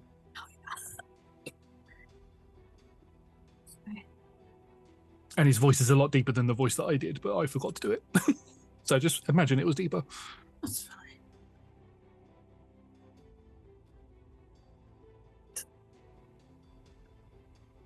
pick up my things and just go. I'd slap some medic's hands away. I do not have time for this. It's just... You are quickly make your way back towards your tent. You know exactly where your tent is, although you didn't get a chance to spend much time in there. You know where your lieutenants would have stationed it. As you enter, you can see that Manic is in there. He's in a bit of a different condition to what you left him in. He's been completely stripped of all of his armor and is wearing just a pair of slacks. His arms are bound behind him and his head is hanging low. You can see that there's blood dripping off of his face into a pool of blood that has formed on the floor. It looks like he's taken a bit of a beating when he's been brought in here. He just looks up towards you. Aren't you a sight for sore eyes? And my eyes are sore. Spits to the floor. Oh. You should keep your voice low. Any place I am is watered against out-seeing eyes, but there's... Now that the Warmaster is here, I don't know what he's brought with him. Oh, and he twists his head a bit. You need to teach your people to punch a bit harder. They hit like little bitches. Oh. Cracks his jaw. You didn't want to take your teeth out while you still had room for questioning. Thought as much. I take it it'd be a bit too much to ask for my hands to be untied. Watch as his other eye just slowly opens, but remains a little bit shut because of the swelling that's come in. We have 3 hours at most before my brother comes and takes you from me. Right. 3 hours of life left. What do you want to do with it? Are you going to use your own forms of torture to get information out of me?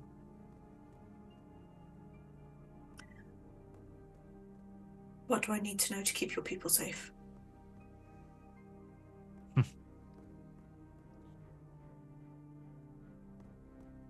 He looks at you. And he looks you dead in the eye for a good few minutes. How do I know that you won't use this information against me? Now that Big Brother is here, you could quite easily turn on me. I'm already going to be sent back for re-education. There's nothing more that will go in his favor, apart from just letting that happen. Have you ever heard of I don't know if you have it over in your lands. Have you ever heard of the Warrior's Oath? No? Not by that name, so I don't. Basically, it's in the same sort of vein as an eye for an eye. I saved your life. I protected you while you were down there. I kept you healed. I kept infection out of your wounds. I trust that you would honor my request that I gave to you below. Save my family. Save my people if you can. I know what I ask you is a lot. Going against your people. Going against your emperor. But if the Warmaster is here, I don't think my people will survive for much longer. Sorry. No. They won't last the week, at best. I think you give your brother a little bit too much. Or I think you doubt your brother a little bit too much when you say that, but... Oh, no. They will die. The length of life they have left is purely to torture me.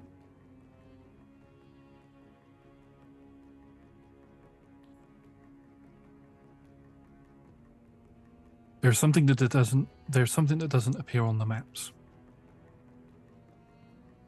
At least the maps that you probably have of our area. There is a network of caves that is underneath the town. That is how my people were coming to get to us, was through those caves. I'm guessing by the fact that I have dead outside of the town that they sent some people to try and distract your people while my people dug through, but that was obviously to no avail. These tunnels will take you and take my people towards the nearby mountains. It's something that we've not had to do for many years. Long before my time, it used to be seen as a refuge from local raiders and warlords and things before the Empire was formed, or so the legends say. But and some tunnels have even been used as smugglers' tunnels. Some of them lead to deep areas of water. But if you can get my people to the mountains, then they would be safe. Unfortunately, he looks very somber when he says this. My men, my people, the Crag Shields, they'll fight to the very last. That's the way we are trained. But the civilians you can save. My wife, my daughter, you can save them.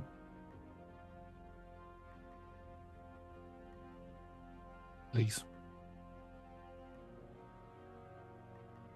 Warrior's oath. Warrior to warrior. Warrior's oath. Nods his head. Come here. One last thing for you. And as you step towards him, he stands up. His legs aren't bound, but he stands up. Right, well, something that your people forgot to do. And you watch from underneath where his trousers, where his slacks are, a tail furls out.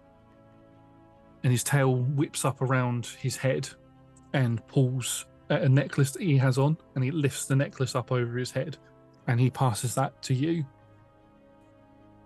This is my necklace. Take it. My wife will know that I have sent you. Keep hold of it. And may redemption find you.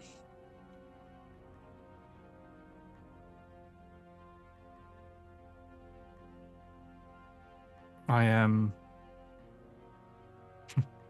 It's strange. I feel oddly relieved knowing that you're going to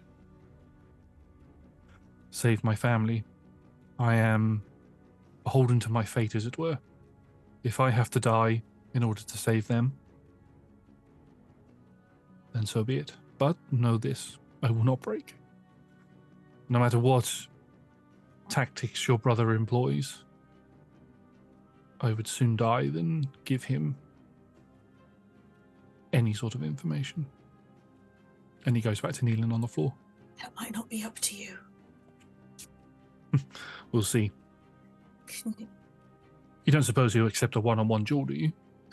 Not after this. Well, it's worth a shot, I suppose.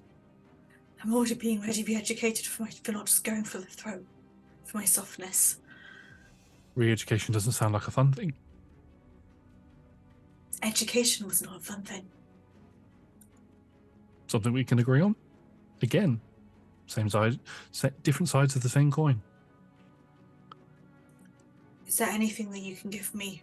Something that looks like it would be a loss to yours, that I can use as a distraction?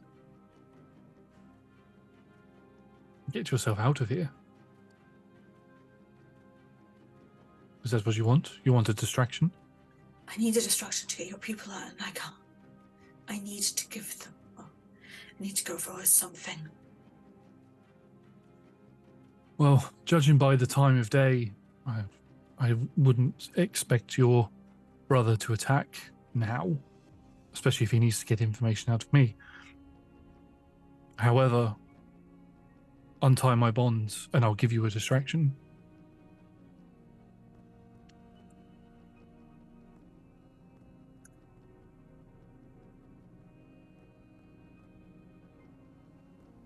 I can't do that. give you as much time as you need, or time enough to get into the town. I can't come with you, though.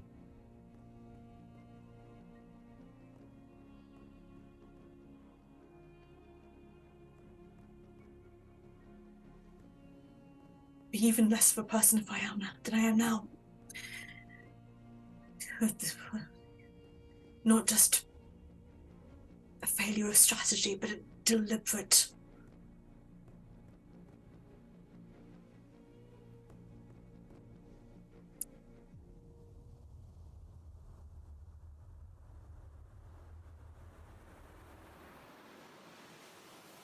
Steps up onto one knee. I can give you the time you need.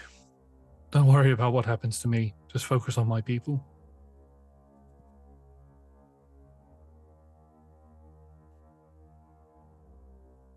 Take his bonds. I'm going to loosen them as if they were done sloppily by someone. Only on one side. He'll have to work to go and get the other one even halfway loose. But it gives him a starter point, as if during the beating which I had not sanctioned, they messed up their own work. Yeah.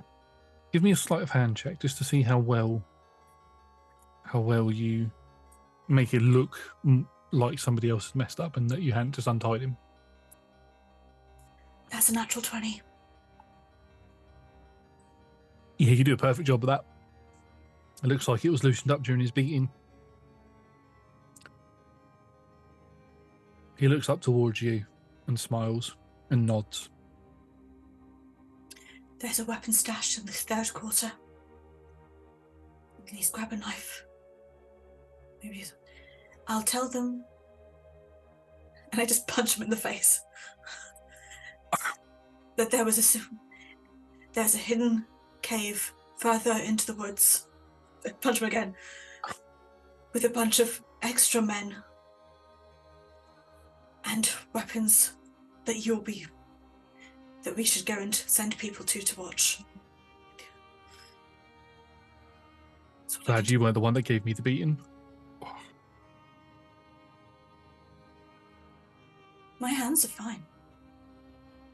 I know how to throw a punch without it being noticed.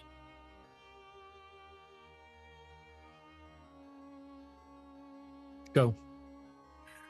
I'll give you a distraction. Right. And again, go out with a sense of just satisfaction. I don't know why people always resort to physical torture. Mental always works so much better. You step outside of your tent. Can you make me a perception check, please?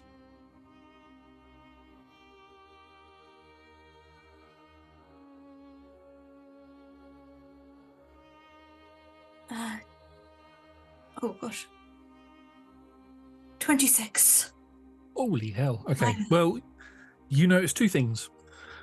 The first is there seems to be a cloaked figure just around the side of your tent.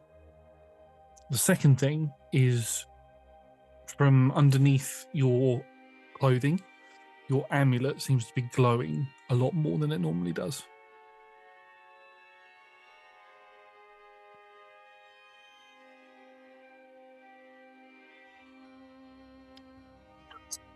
Well, wonderful, wonderful news. Let's go and do some things then, shall we, people? There is apparently a whole station of soldiers and weapons in the woods. Let's go send people to destroy them, shall we? One of the lieutenants comes out from a tent a bit further away. Hears you say this. It's like, yes, Harbinger, we'll get some people together and we will begin making our way towards this location. Yes, okay, and runs off and begins sorting out some stuff. Apparently this was just a mere fraction of the forces. There are many more waiting in ambush. This was a holding tactic, so take as many as you need. Yes, Harbinger, and they go off. I'm going to try and really think about what this amulet means and who might be sent to follow me. I am stress panicking, but I do not look like it.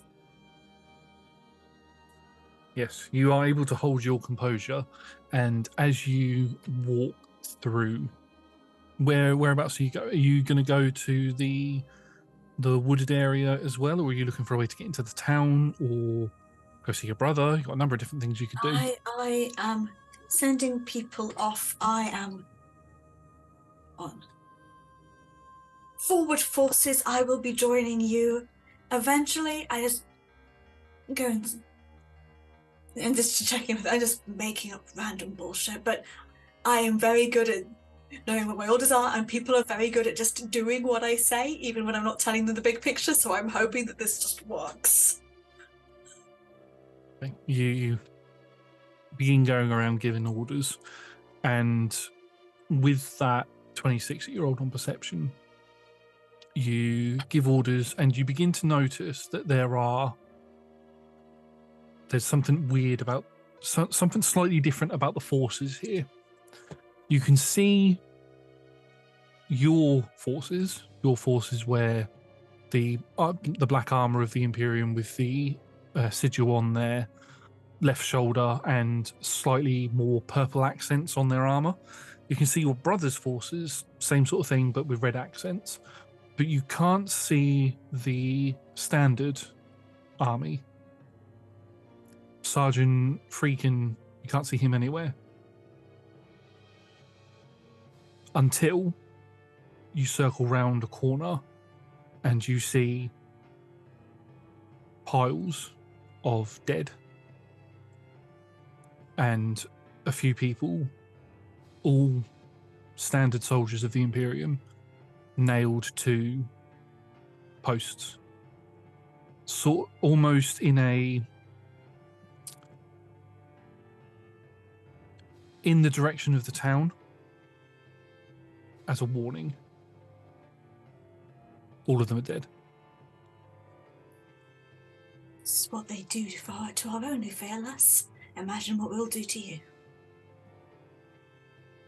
Oh no, this was done by your side. Yeah, no, that's it. Yeah.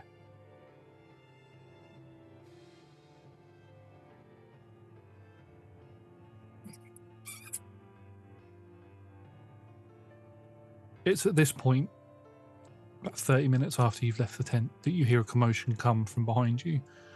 And you see, just through the tents, Manic almost explodes out of your tent, fully not bound at all, begins punching and kicking at the guards, and they go to try and attack him, but he's able to block and parry their attacks. He's not wearing any armor of any sort, but he seems to be quite agile, and the fact that his tail is now out, it seems to be helping him. He's using it to wrap around people's legs and trip them over. He's almost in like a martial arts sort of pose, and at one point you watch as he thrusts his hand in the air and you hear a noise as his axe slams into his hand, and he swings it around and pulls it down and causes this eruption of radiant energy to sort of blast away some of the tents. There's your distraction. You can go where you need to. Gonna do a little bit of yelling. Why did no one seek to bind his tail? With his bonds, I'm gonna go and yell at someone. I was already mad that someone had beaten his face. And just kind of just in the commotion, circle my way through. Just gonna go find my brother. It's the only competent person here apart from myself. So you go to make your way free. Are you doing it stealthily, or are you actively trying to walk around? The yelling is obvious. The movement after that, I am going to try and divert after they've seen me go somewhere. Okay, make me a stealth check. Ooh, this is not my strongest point. I am not a stealthy babe. Okay, I'm rolling at disadvantage for this. Okay. Oh no. That one was actually really good. Okay. I'd say with the amount of commotion that's going on, you can take whichever's the highest result. We'll just count it as one roll. Okay, super. Good. Thank you so much. Because I'm nice. Thank you. My disadvantage was a 1. Oh, good. So my straight roll is a 19. Awesome. So you purposely shout out what you're going to do. You go to walk in that direction, but as soon as the fighting and soldiers begin running past you, you quickly take this opportunity to dart round into a different direction, round toward, and begin making your way round towards where the town is and where one of the cave entrances are that you were told about by Manic. As you begin making your way around, we'll still use your perception check from earlier, but you begin to see a red shadow walking towards where Manic is. And you can see your brother draws his large greatsword and slams it down towards Manic. Manic blocks the attack, lets out a grin, and then thrusts upwards, and you watch as your brother and Manic begin fighting each other. You can tell that your brother is holding back and seems to be toying with Manic. Manic seems to be putting everything he has into this, but your brother is just, looks like he's having a bit more fun than what you're used to. Maybe that's to do with you. Maybe he's just a bit bored. You don't know. But you carry on, and you're able to find a cave entrance buried underneath one of the trees. You have to move some flora out of the way in order to get into it. It's quite a narrow cave. Quite a narrow entrance. You would think that this was probably an animal entrance, but you know that Manic said to you, there's a few of them around. So you push in, push on, and a few minutes later, you are basically stood in the town of Halbeck. The town itself is very quiet. You can see the guard are on top of the ramparts. They haven't noticed you come in yet. You do notice a small child stood outside, or stood in the window of one of the houses. This small child shares a lot of features that Manic has. You know this to be Ray.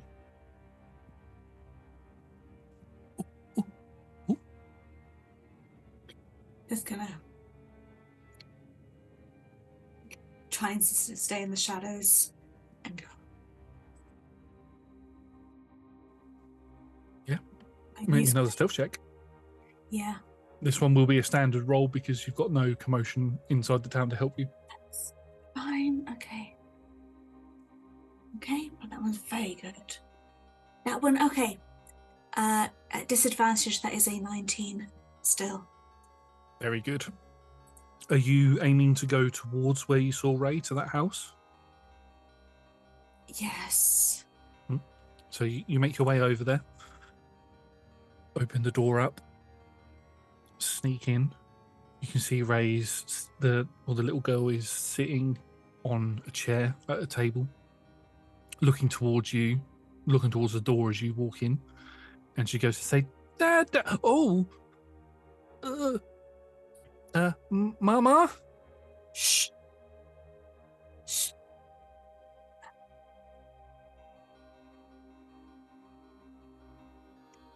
Get your mama quietly. As you say that, you feel a tug on the back of your hair. You are thrust pulled back into the wall. An forearm is up against your throat, and a blade is right up against your eye. And you see a woman in her early 30s, long black hair, elven ears, a little bit of body paint on her, a little bit of mismatched armor, pointing the blade at you. What the fuck are you doing here? Jessen? Imperial scum.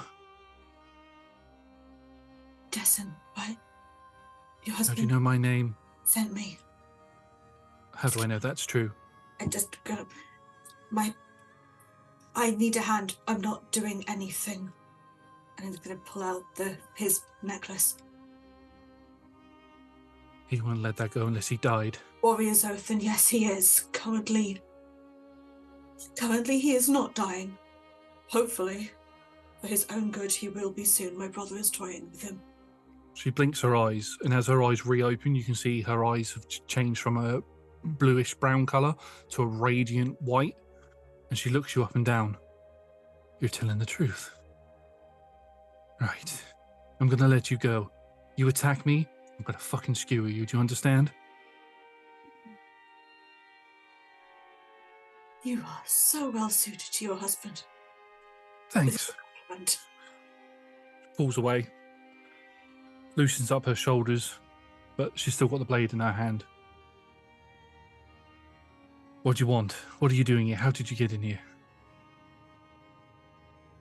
Currently, your husband is dying as a distraction, so I can go and get you you and Sonny, but Ray, he had two but whatever your child is called, and as many civilians as possible into the tunnels to keep them out. Right. His little ray of sunshine. There's not many people he would tell that to. Okay. You want to get my people out of here? Have you turned traitor on your own people? I'm hoping that they won't notice. They will notice. And I promised. I came and I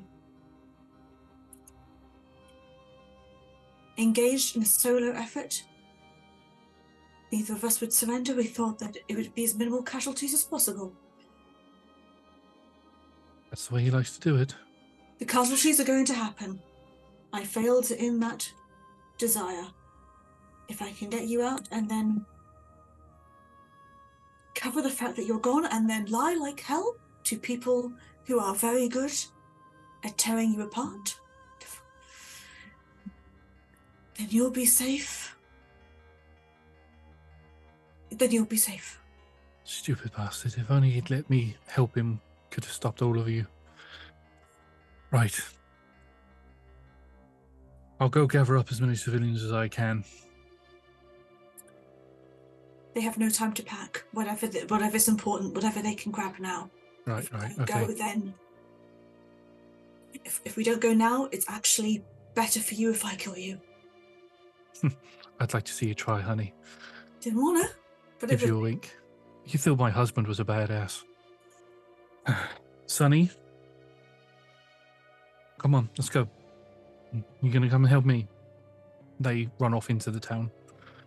You better stay here. If anybody sees you in those clothes, you're gonna get shanked. In fact, we're about the same sort of size. I got some clothes upstairs. Go up there. I've got some armor from when I used to be a crag shield. Go up there. Go pick some up. You look surprised. I was a higher rank than my husband, dear.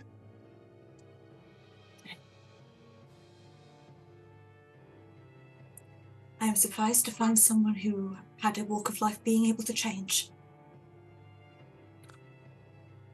You can change your life however you see fit. You don't always have to stick to the same regime the whole time. I chose to change my life for my family. Do I miss the days of being a crack shield? Of course I do. But my family is more important. The work that I do now training the people of this town to fight is much more rewarding than what I did before. You'll find a capable warrior within all of the people here.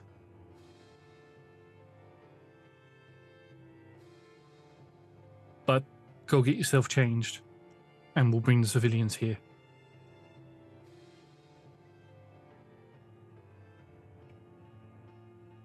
Yes, ma'am.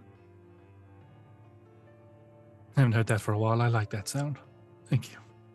And she runs off with her little ray of sunshine. And they go and begin gathering civilians. You can go upstairs and change your clothes if you like. I don't dare risk getting out of my stuff in case I need to go and be back in with my own people.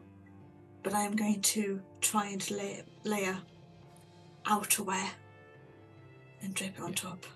You can find yourself a very heavy sort of traveller's cloak that you could put over the top, which would easily cover up your armour head to toe sort of thing.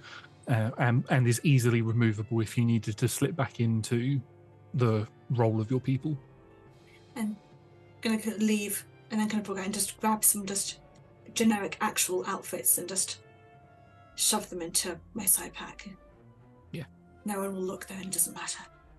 It's fine. You can pick up a few outfits. She is about the same size as you. Maybe they might be a little bit bigger for you, but you're able to pack them away, and eventually, after a little bit of time, you hear the civilians, or you hear Jessin come back, and there are civilians stood outside. At this point, you can hear shouts coming from the battlements. As you look out of the window, you can see there are arrows beginning to fly over the battlements into the town, embedding themselves in roofs, into the sides of buildings. You watch as a few civilians have to duck down to not get hit by the arrows. You can see a couple of the guards that are on the tower take arrows, some fall off, some get wounded, snap it off and go back to fighting. A full-scale war, or invasion, should I say, has begun, and the town is being attacked. And Jessin looks to you. I know a couple of exits that we can take. Follow me. Keep my people safe. Understood? Yes, ma'am. Let's go. And she leads all the civilians round the side of the house and out the back into what would be like the courtyard / garden area of their house. And right at the back, there is a rather large tree. And again, it's another one of those sort of caves in the ground. But there's 2 double doors. It looks like it's like the entrance to a storm cellar type thing. She opens the doors out. Right, we go down into the storm cellar. There's a cave there that will lead right out towards the sea. Well, we've got some boats there that we haven't used them for a long time, but there's some boats there that we could use to sail across towards the mountains. And then we go into the caves in the mountains, okay? All right, let's go. And she begins packing the civilians into. She gets one of the civilians to lead the front, somebody who's quite heavily armored, somebody who she's trained, and they take the lead and go in.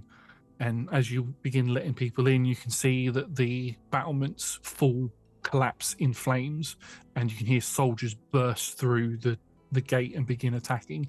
You can hear clashes of metal, clashes of steel, as the crag shields, true to Manic's word, have stayed and are fighting to the death. You can't see any of your flashes of any of your people's armor, but you can see your brothers, and they are fighting their way through the town. Jessin looks towards you. Right, we need to go. Get in. Me? Are you coming or are you staying? It's up to you. Looks like you're going to be dead if they catch you in here.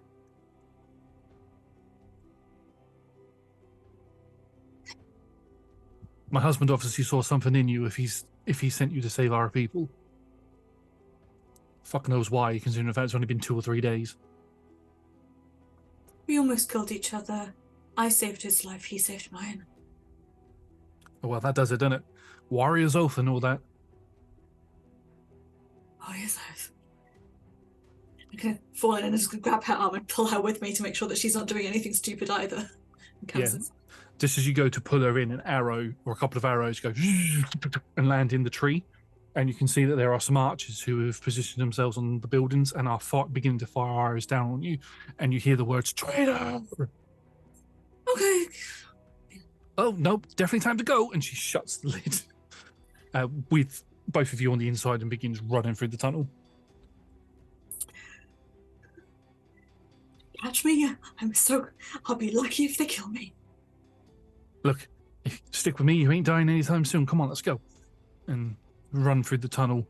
You follow the path where the other civilians are long gone by this point, but you can follow their footprints, and you follow them right through and out onto a very old, rickety dock area, which is right at the bottom of one of the cliff facings. And there are a number of different rowboats there, and civilians have started loading themselves inside. And Jessin is seeing people in, and she's like, "Okay, right, get in. Right, get in. Right, all of you get in. Okay." And then she stops. Where's Sonny? Where's Ray? Ray? Ray! She begins shouting, and you can look around, and you can't see a catfolk child in any of the boats or anywhere around. Did you see her? Where's she gone? Begins shaking other people. What happened to her? I thought she was in the tunnel with all of you. And No, we don't know. We must have lost her. She might have gone down a different path. Shit! I've got to go back. Right. Begin making your way over, okay? Go. Keep one of the boats here. I'll go over with my daughter myself. Right. What was your name? Vesenia. Vesenia, right. You can go if you want, but I'm going back for my daughter. I'm coming with you. I promised your husband. Right. Let's go then. And run back into the tunnel. Could you make me a survival check, please? I'm going to make a survival check for her as well, to see if you can pick up Sunny's tracks.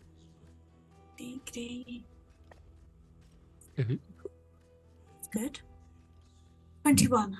I rolled an 18, so you run back and you run quite far back up to where there is a cross junction, and you knew to follow this particular the path that you had followed because of the number of footprints. But what you hadn't noticed before is that there was a very small set of footprints that had gone off in a different direction.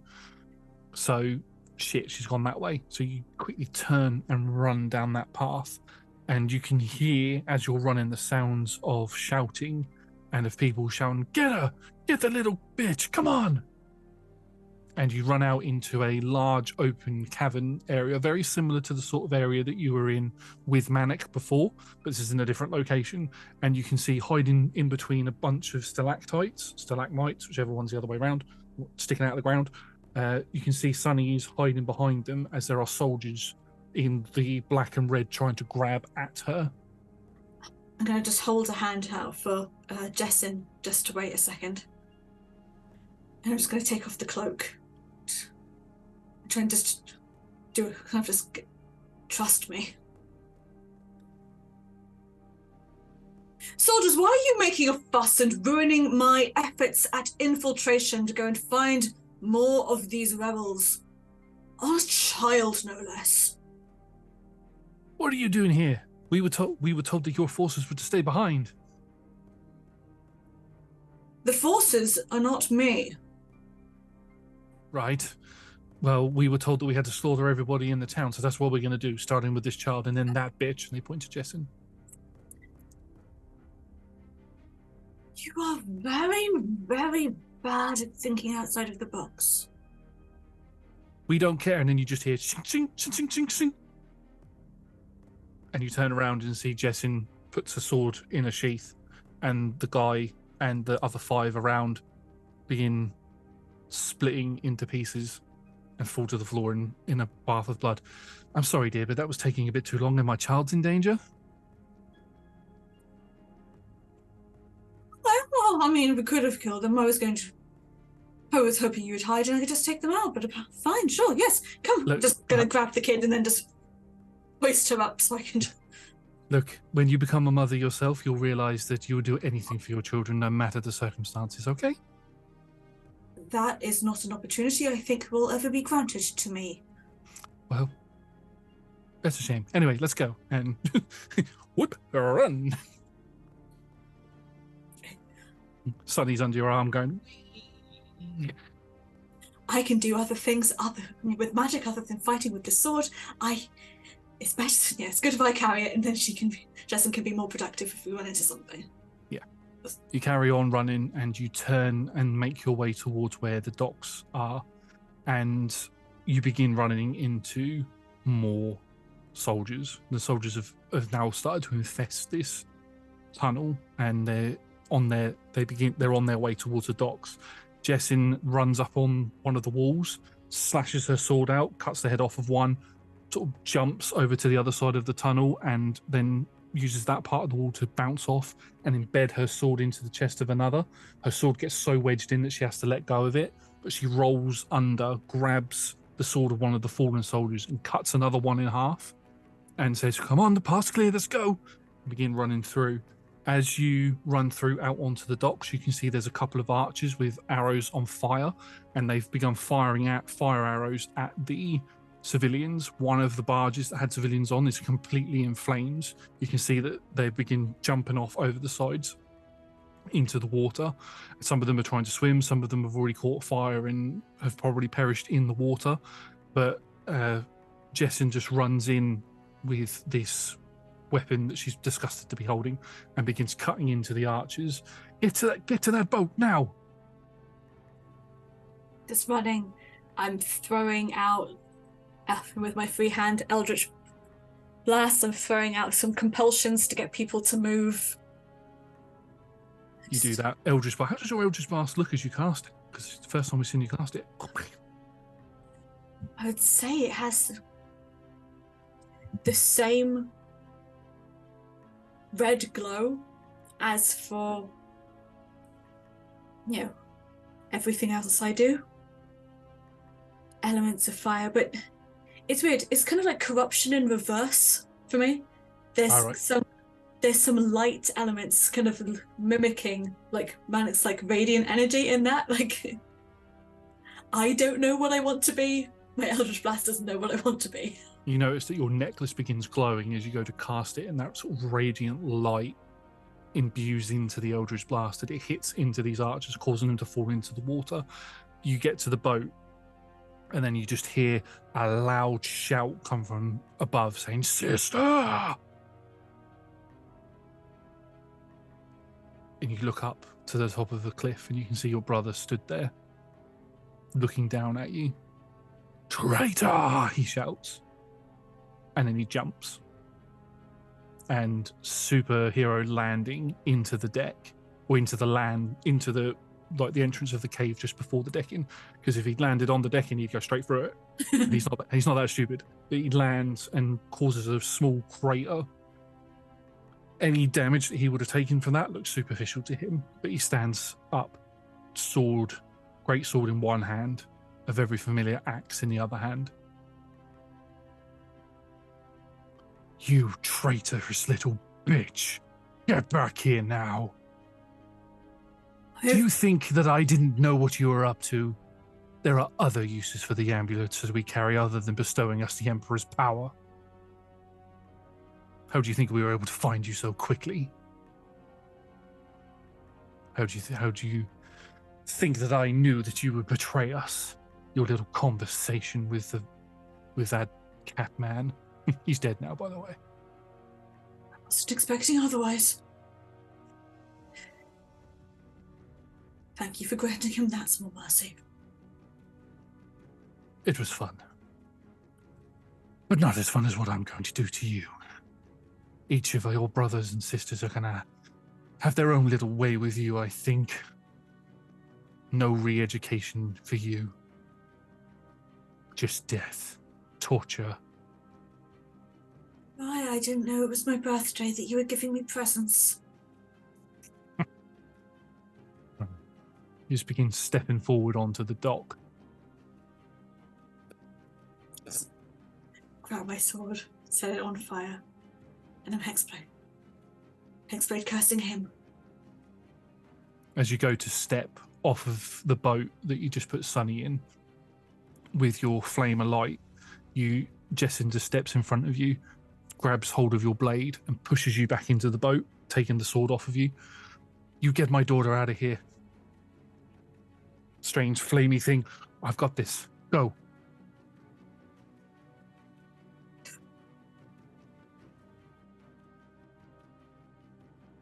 Yes. She cuts the rope that's holding the boat to the dock, and she pushes the boat out. With unusual strength, one hand, she pushes the boat out, and you watch as she swirls an arcane sigil in the sky and pushes forward, and this blast of wind pushes you along. "You look after my daughter, you hear? I'll take care of this bastard." She turns around, holds your blade in like a defensive position, so the flame is licking along her arm, and she pulls out another sword, which looks very much like a gladiator type weapon, and she's ready to fight. As you watch the two of them clash, there's nothing you can do other than watch the two of them fight.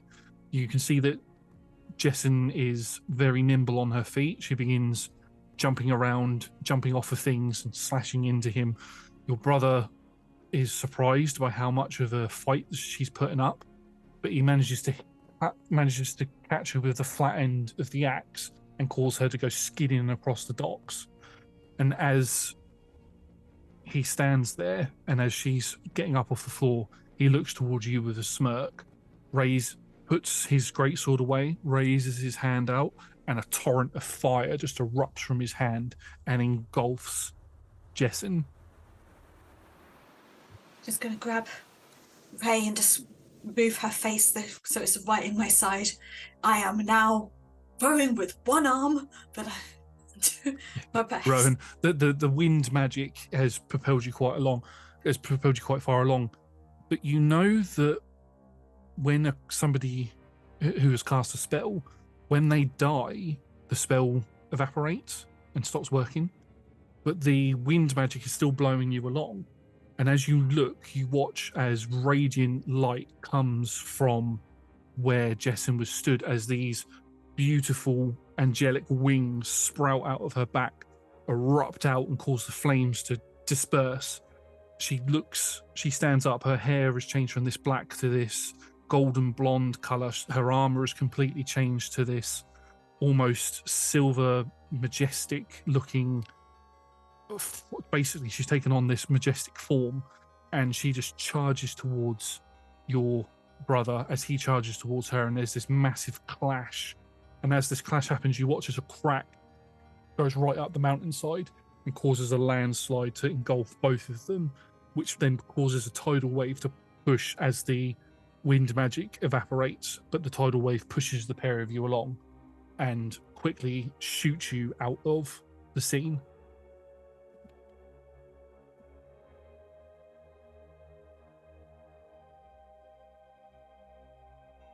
I don't have a weapon. I don't have an adult civilian. I don't have a position.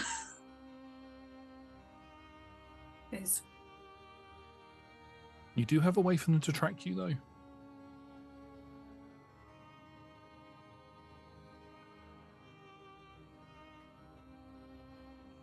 I am going to do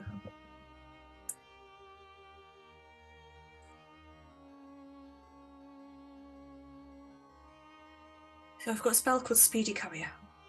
I'm going to summon a little elemental spirit as we're coming out of this tidal wave. And then I'm going to give them my amulet. And with this, the last bit of this magic, send it as far away as I can. You give them the amulet. They swim. They take it. Dive down deep. You watch as the purple glow begins to dim the deeper it gets, and then they swim off. Over the course of the next couple of hours, the pair of you are just drifting in this boat. You can feel your magical energy beginning to drain from you, the power that was granted to you by the Emperor themselves being your patron in a sense. But that power's now gone. Any attempts to summon any of the magic that they granted you fails now. That Eldritch Blast, can't do it. You're weakened. Sunny is scared and is crying, calling out for her mum, calling out for her dad. Eventually, you jerk forward as the boat hits land. You've not seen any of the other civilian ships anywhere, but you seem to have made landfall. You can see a small cave network that you can climb up into that leads into the mountains, and you can go through it if you'd like to. You're in unknown territory and you're not sure where it will lead.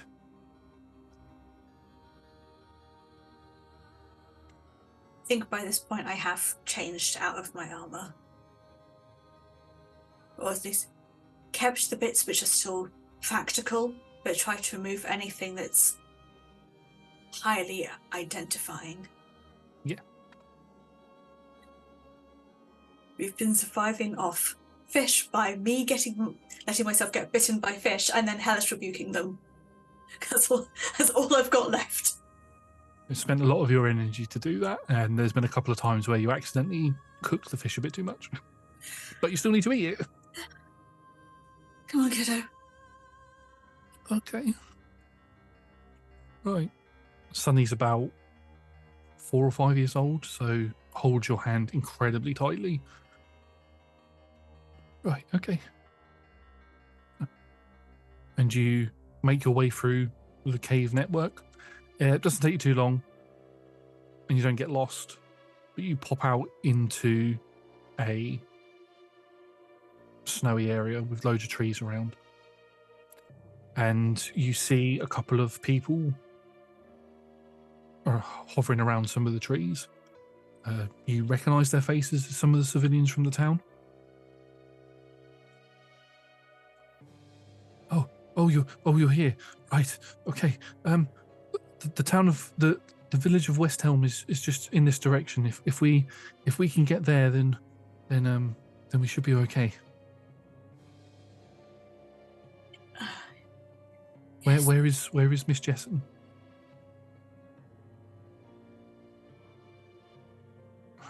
Oh. Okay, right. Let's focus on saving as many of us as we can. Let's go. And Does this person. anyone have a spare sword? Sorry? Anyone have a spare sword at all? A stick? We've got plenty of sticks. Swords. We couldn't carry any other weaponry. One of us might have a knife somewhere, and one of the butcher. Not good with much else anymore, but I'm good at stabbing. Okay, so you're given the stick and a knife, butcher's knife. Okay, you lead the way then. You're clearly, I mean, we were all trained by Mrs. Jessen, but you're clearly the strongest of all of us. Any good trackers? Because I don't know where the fuck I am. Right, yes, no, come on. And one of the younger boys comes forward and goes, yeah, I used to play in these woods all the time with my friends. I can take us to where West Helm is. Just follow me. And he begins tracking and leading the way. And eventually you get to the village of West Helm, sorry. At this point, they look towards you and go, I think this is where we need to part ways. If we get caught with you, that could mean it could mean a death for us, especially if the forces of the Imperium come this way. So we're going to bid you farewell here. It's fine. Okay. Then I try and give them Sunny. You try to give them Sunny, and Sunny doesn't want to go with them, sort of attaches themselves to you. He's like, no, I want to stay with you. You have to go with... Are they any of your people? You need to be safe.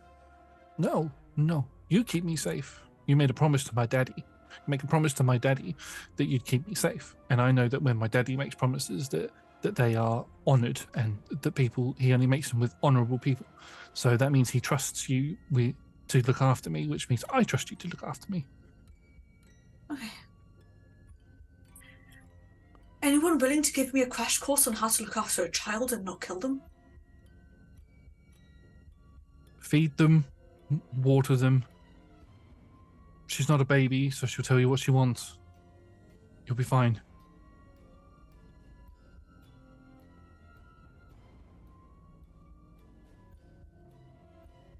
Zenny's very confused about the fact that people want things.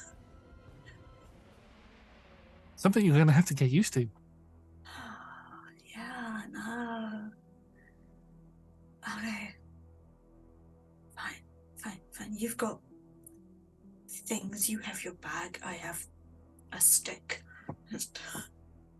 Hike up a child.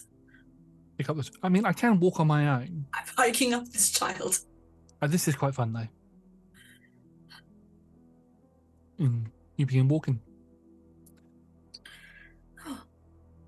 Spending a bit of time in the town of West Helm, you know that just south of West Helm is the Titan's Pass, which is the gateway to the south, to southern Idorune, and to places where the Imperium is not touched. Sounds like it could be a good place for you to go and hide, maybe. Although you do learn that there is an increasing increasing amount of security at Titan's Pass, and you'll need some sort of documentation or something to get yourself through in order to get into Southern Idorune. Sunny, repeat after me. We were attacked by bad guys and they stole our stuff. We were attacked by bad guys and they stole our stuff. But that did happen, it's though. Technically true as well. Right. Okay. Right. Yeah, okay. How did you get documentation? It's like it says that from what my daddy said, it was like it's a documentation or paper or whatever. It just sort of says who you are and where you're from, sort of thing. They had it. It's like they had it in the house. My mummy and daddy. They never needed it. I got told off one time because I drew on it, and they had to get new paperwork. Oh, if I'd have done that, they'd have given me 20 lashes. What are lashes? Is that a type of sweetie? No, it's a beating. Oh, I don't know what that is either. Oh. Sonny's very graphic about all of this. Doesn't know not to be. Oh, that's something that I don't need to know. That's adult stuff. I don't need to know that. Yeah? I wish I could forget it. How do you have such mighty warriors when your children are this soft? I'm 5. I can't answer that. Fair enough. I am talking to a child. Yeah, it's me. I Do you know when my mummy and daddy are coming back?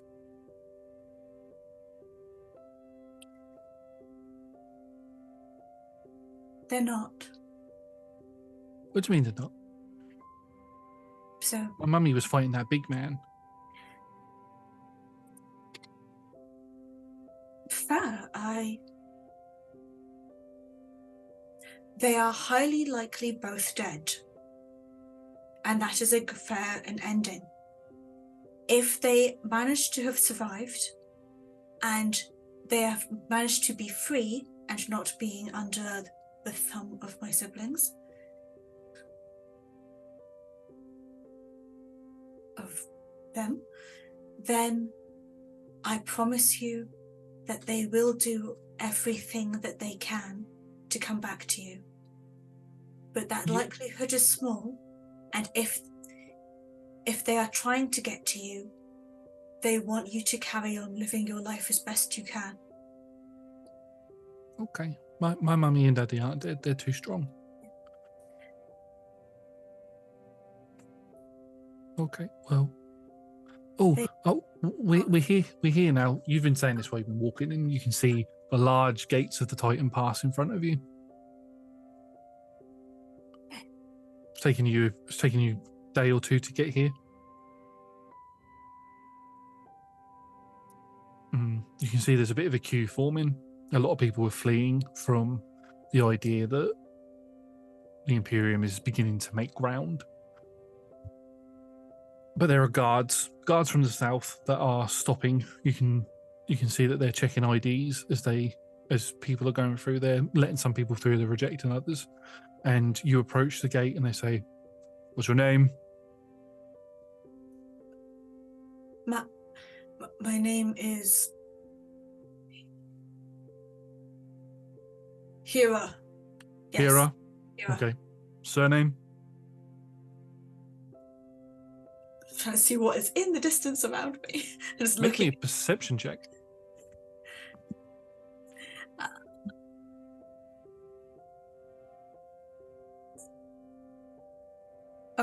16. You have a little look around. Obviously, the most obvious thing that you can see is the large stone archway that the Titan Pass is. There's mountains and trees around. But you do spot, just up on one of the mountain sides, what looks to be the shape of a castle. Hira Castillo. Hira Castillo is my name. Hira Castillo, okay. Right. Do you have papers to say what you're doing? Why do you want to come to the south? Are you fleeing the war? Yes. All right. Papers? Bad guys attacked us and took our stuff. Right. No papers, no entry. What can we do? Go get yourself some papers. She's a child. I had a bad head injury and I don't know what I'm doing right now. Go back to the town of West Helm and request some papers. They'll have to get them up from the town of Mythcrest.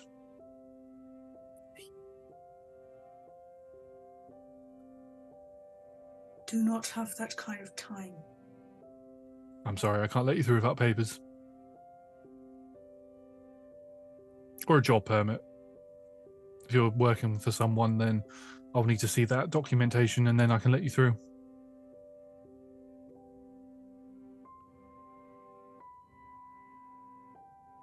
Got a job. Where do I go for jobs? Back to West Helm. There'll be jobs there. Get a job here? No. Do your job. Now. Come on. You want to be let through, don't you? You need to get yourself a job permit. In order for you to join the guard, you need to get through this gate in order to get to the city of Ostragos and then sign up to be a guard and then get positioned here. And you're not getting through this gate without any documentation. We at least have something to eat. Sunny's very hungry. She's 5. Picks out a little bit of jerky from his ration pack and hands that to you. That's all I've got. Thank you for your impeccable work ethic. You're fine. Move to the side. There's other people behind you.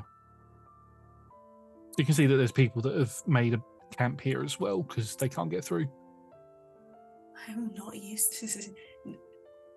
Vesenia's not used to people not doing what she wants. The only obstacles in her life have ever been her siblings and, her trainers, her siblings, and the Emperor. And the trainers she soon overtook. Yes. This a whole different kettle of fish. Yeah. Just trying very hard not just to stab him and run through anyway. You can see there's quite a few guards here.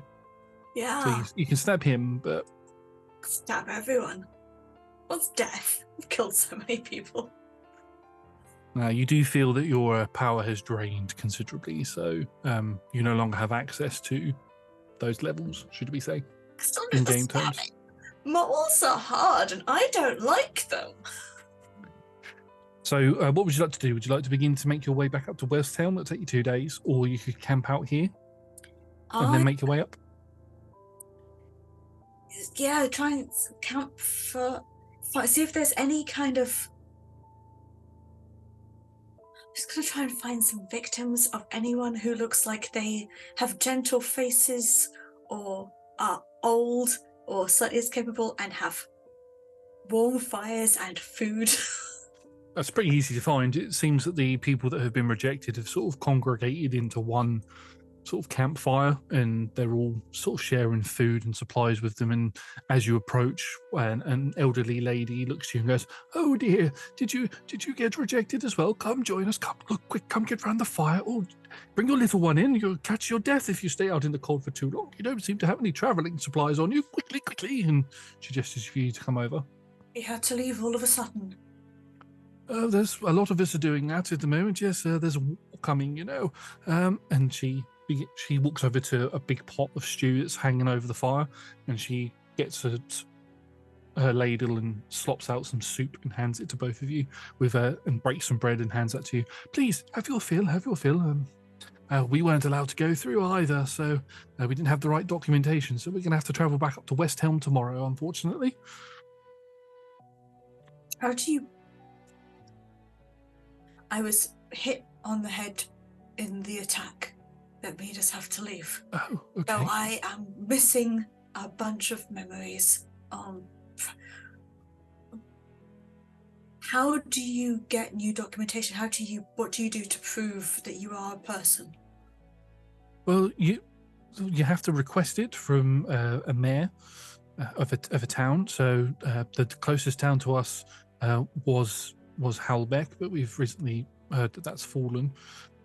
So the next closest place would be Mythcrest. You would request documentation from the mayor, and they will sign the documentation to say who you are, and then and then you're good to go, sort of thing. There's no identification, as it were. That seems complicated. It is very complicated, yes. I mean, the other option, and what a lot of us tend to do, is we go to places and we get work permits. Merchants and things can add people's names to their permit documentation, and they can come through the gate with their names on that paperwork. So, and that's what we're going to try and do tomorrow. We're going to travel back up to West Ham and see if there's any merchants that we can find. You look, if you don't mind me saying, dear, but you look like you could hold your own in a fight. You could easily get some work as a mercenary. I'm sure there's plenty of merchants who would want a bodyguard.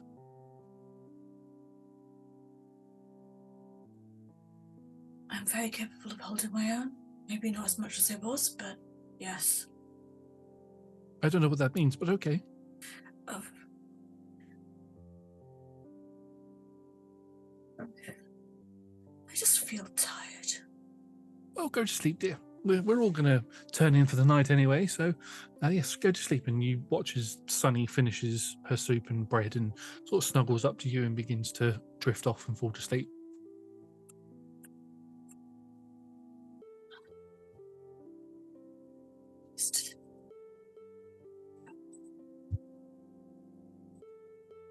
Carl, just...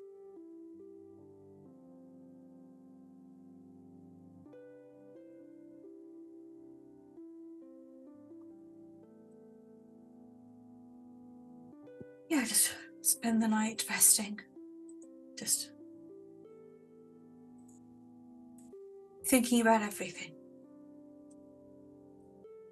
And awful people with morals and good deeds who believe in you, and then you betray your home and your own civilians, and then your siblings, and then everything.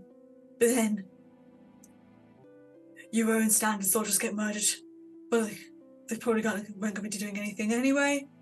And then they get me back.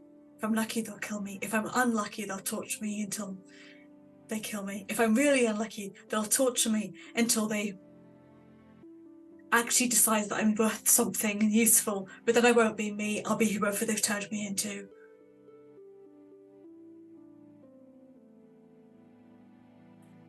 That's the whole night. The whole night is like, I fucked up, and now I am finding out. As you dream, and as these thoughts and images, and you get flashbacks of what has happened, you toss and turn, and sleep is difficult to maintain. But at one point, you feel it all stop. You feel a warm, radiant glow covers your entire body, and you feel a hand touch you on the side. And as you go to look up at the figure, you can't make out features or anything, but it has a familiar voice to it. It sounds similar to the voice of Manic, but it also sounds similar to the voice of Jessen. And there's also a third voice there that you don't recognize, but don't know whose it is. Don't worry. The past is the past. Redemption is a difficult path to take, but a path that you could take if you wish. Or you could go back down the same path that you went before. Become who you were. It's up to you. You have the choice now. You're not beholden to any one entity, to any siblings. Follow your own path, not those that have been tread for you.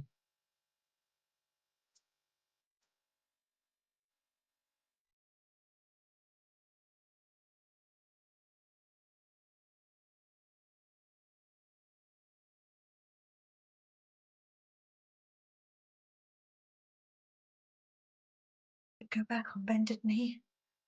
I could slaughter everybody here and then say it was all a feint.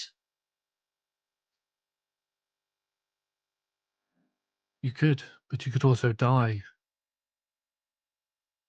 You could be killed for your insubordination. You saw what happened to those guards that had failed in their mission. That could be you. But if that is the path that you wish to take, we're not going to try and stop you. I want it to be worth something.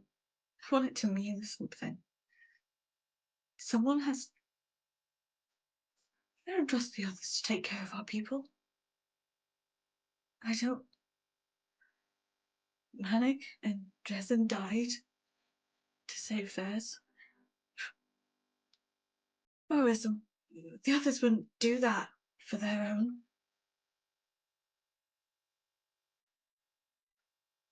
For these people and my people, and it has to mean something. And it will. But you could always start small and build your way up. And as this figure says this, you watch as a held up little bundle of child as Sunny appears in your dream, sort of curled up on a snowy plain, held up to your body as you're looking at it. You're not dead, but you're just looking at it. And you've got this one life to look after here. You could build up your life, build up your connections.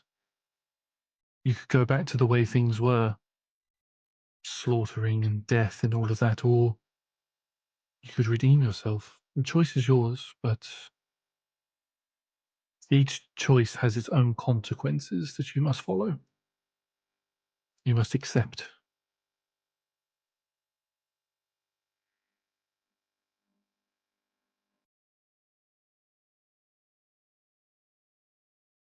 The world was not built in a day. It will take you time. It's not infinite power that you're going to gain right now.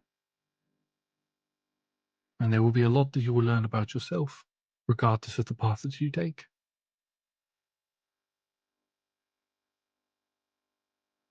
My nation isn't being helped as things are. There are good people there. We're not every one of us is a monster. No. And you need to make the world see that, or at least you need to make your own people see that. That's the problem with leaders. Those on the top think that they can stand on those that are beneath them, squash their dreams, squash their hopes, squash their ability to survive in order for their own gain.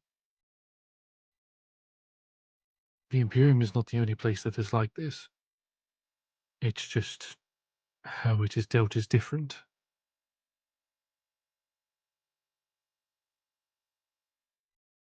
But if you want to make real change, you need to choose the path that best suits that change.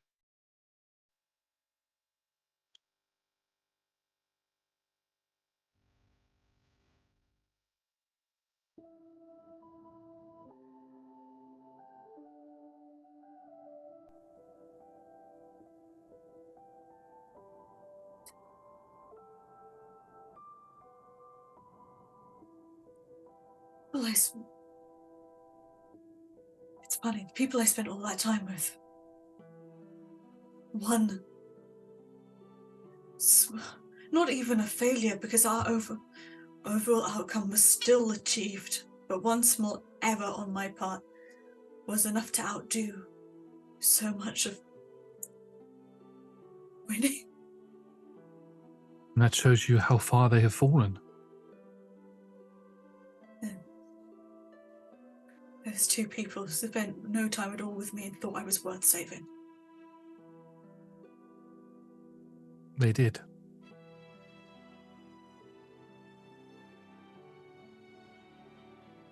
There are other people out there who can be saved. People, my own captains. You know, they're my soldiers for a reason. They weren't Felders or Mordigans or Risses, they were mine. They had opportunities to go to other people, but they were mine because they knew that we did it in as clean a way as we could. That's what they wanted as well. It's what we could. It's the best that we could do. I'm going to save them. You have chosen your path? Power or redemption?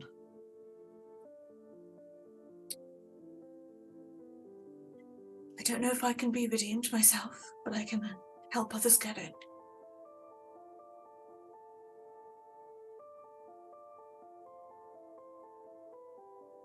Say the words. Power or redemption?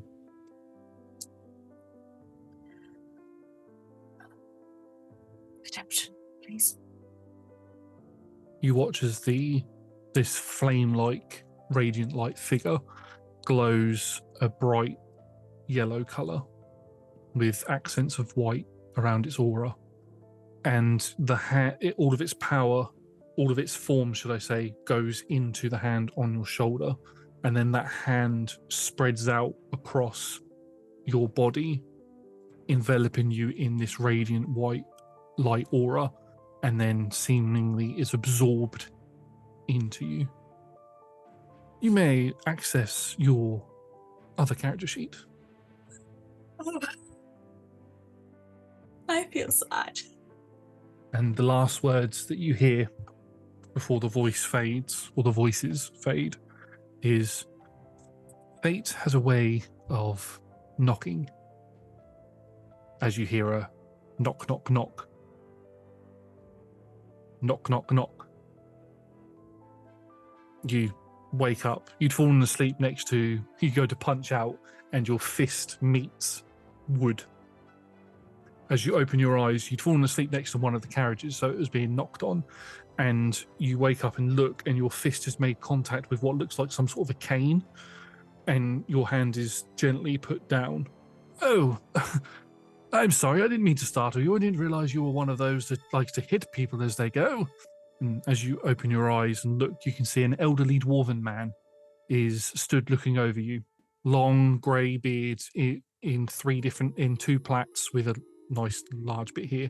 Bald-headed, but with the sort of greyish bowl bit going around there. I don't know these hairstyle terms, but you get what I mean. Wearing fancy leather armor, various blues and blacks to it. Looks very fancy. It looks like it could be ceremonial in how nice it looks. And piercing grey eyes that are looking down at you with a very warm smile. And you can see that he's holding a bowl of soup, 2 bowls of soup, and some bread in his other hand on a tray. Hello there.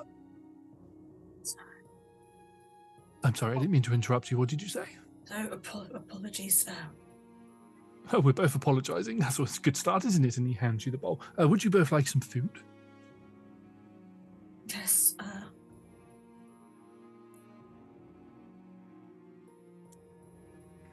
would like to try and see if I can investigate the food. Yeah, make me an insight check on the food. Is it poison? 11. You know when you let something cook and then it goes cold and then you stick it in the microwave and it has that, doesn't always have the same feel or taste or smell to it. It smells like it's gone cold and been reheated. You get that sort of sense from it. You can't smell any or see anything in it that looks suspicious, but you can see that it is the same bowls and the same looking soup as what was had last night. And the bread itself looks a little bit tougher than what it did.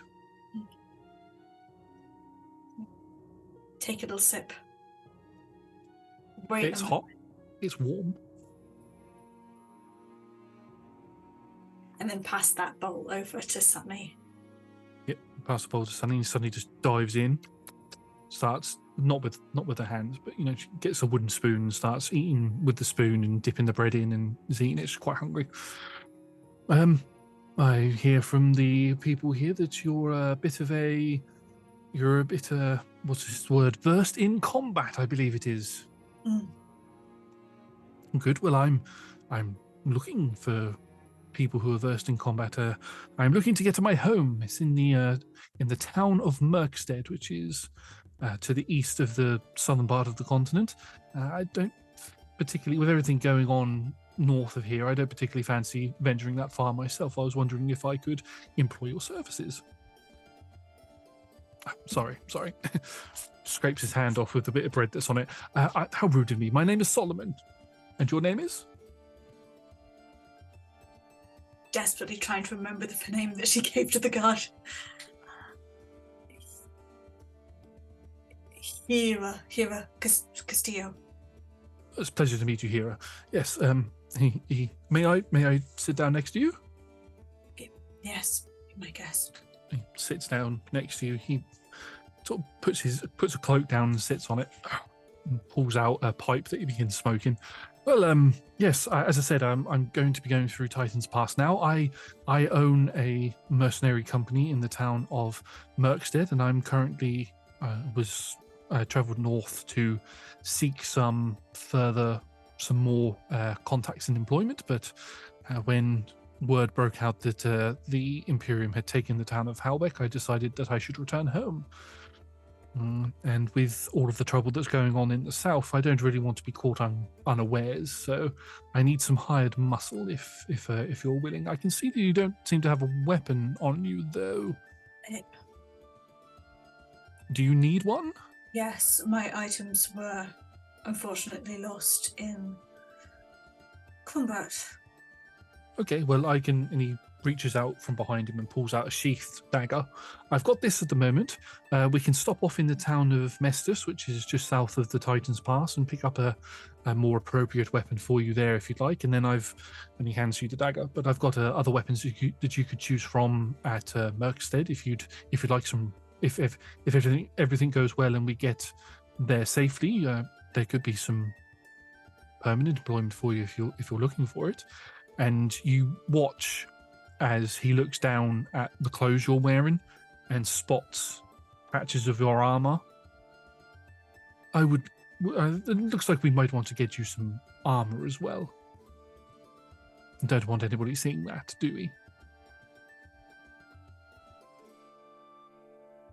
Inciting him with what? You can incite him. Yeah, thank you. He's being too nice. 17. 17. You can tell that he knows that you know that he knows that you know is the way to say it. But yeah, he knows exactly where you're from and what you're about. Well, he might not know who you are necessarily, but he knows that armor. But it doesn't seem to faze him. Best I could with what I've got, but yes. That's fine.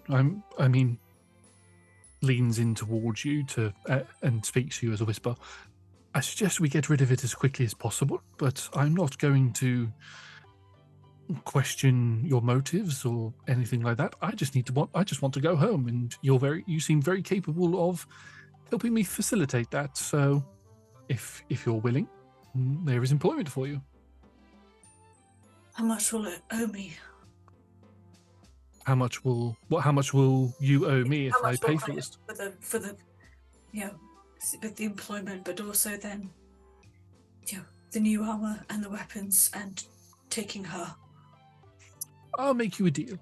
Let's say the journey back to Merkstead, the cost for that, for hiring you, would be covered in the re-equipment of yourself, new armor, new weapons, and all of that sort of stuff. And then when it comes to you being employed by me, in Merkstead, my mercenary company does various different jobs, whether it be gathering herbs, killing local beasts, all of that sort of stuff. But we do offer rooms. So normally we have 2 mercenaries to a room, but we could give you a room for yourself and Sunny, was it, to have a permanent residence if you'd like. And she gets to eat, right? Oh yes, of course. All of our residents are fed. What'd you say?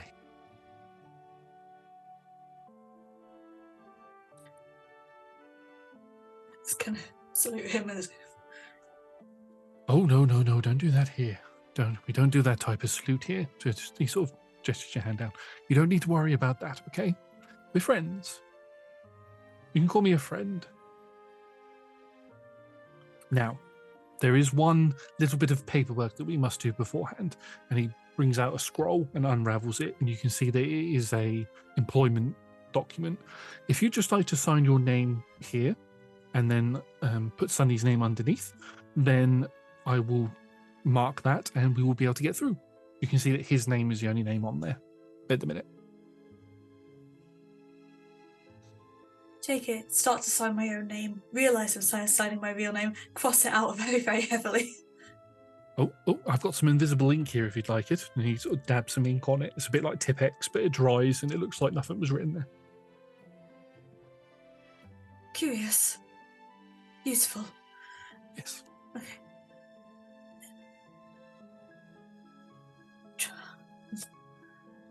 It's feeling back when I was learning how to write my own signature for the very first time. How do I want this to look permanently for the rest of my life? Doing that.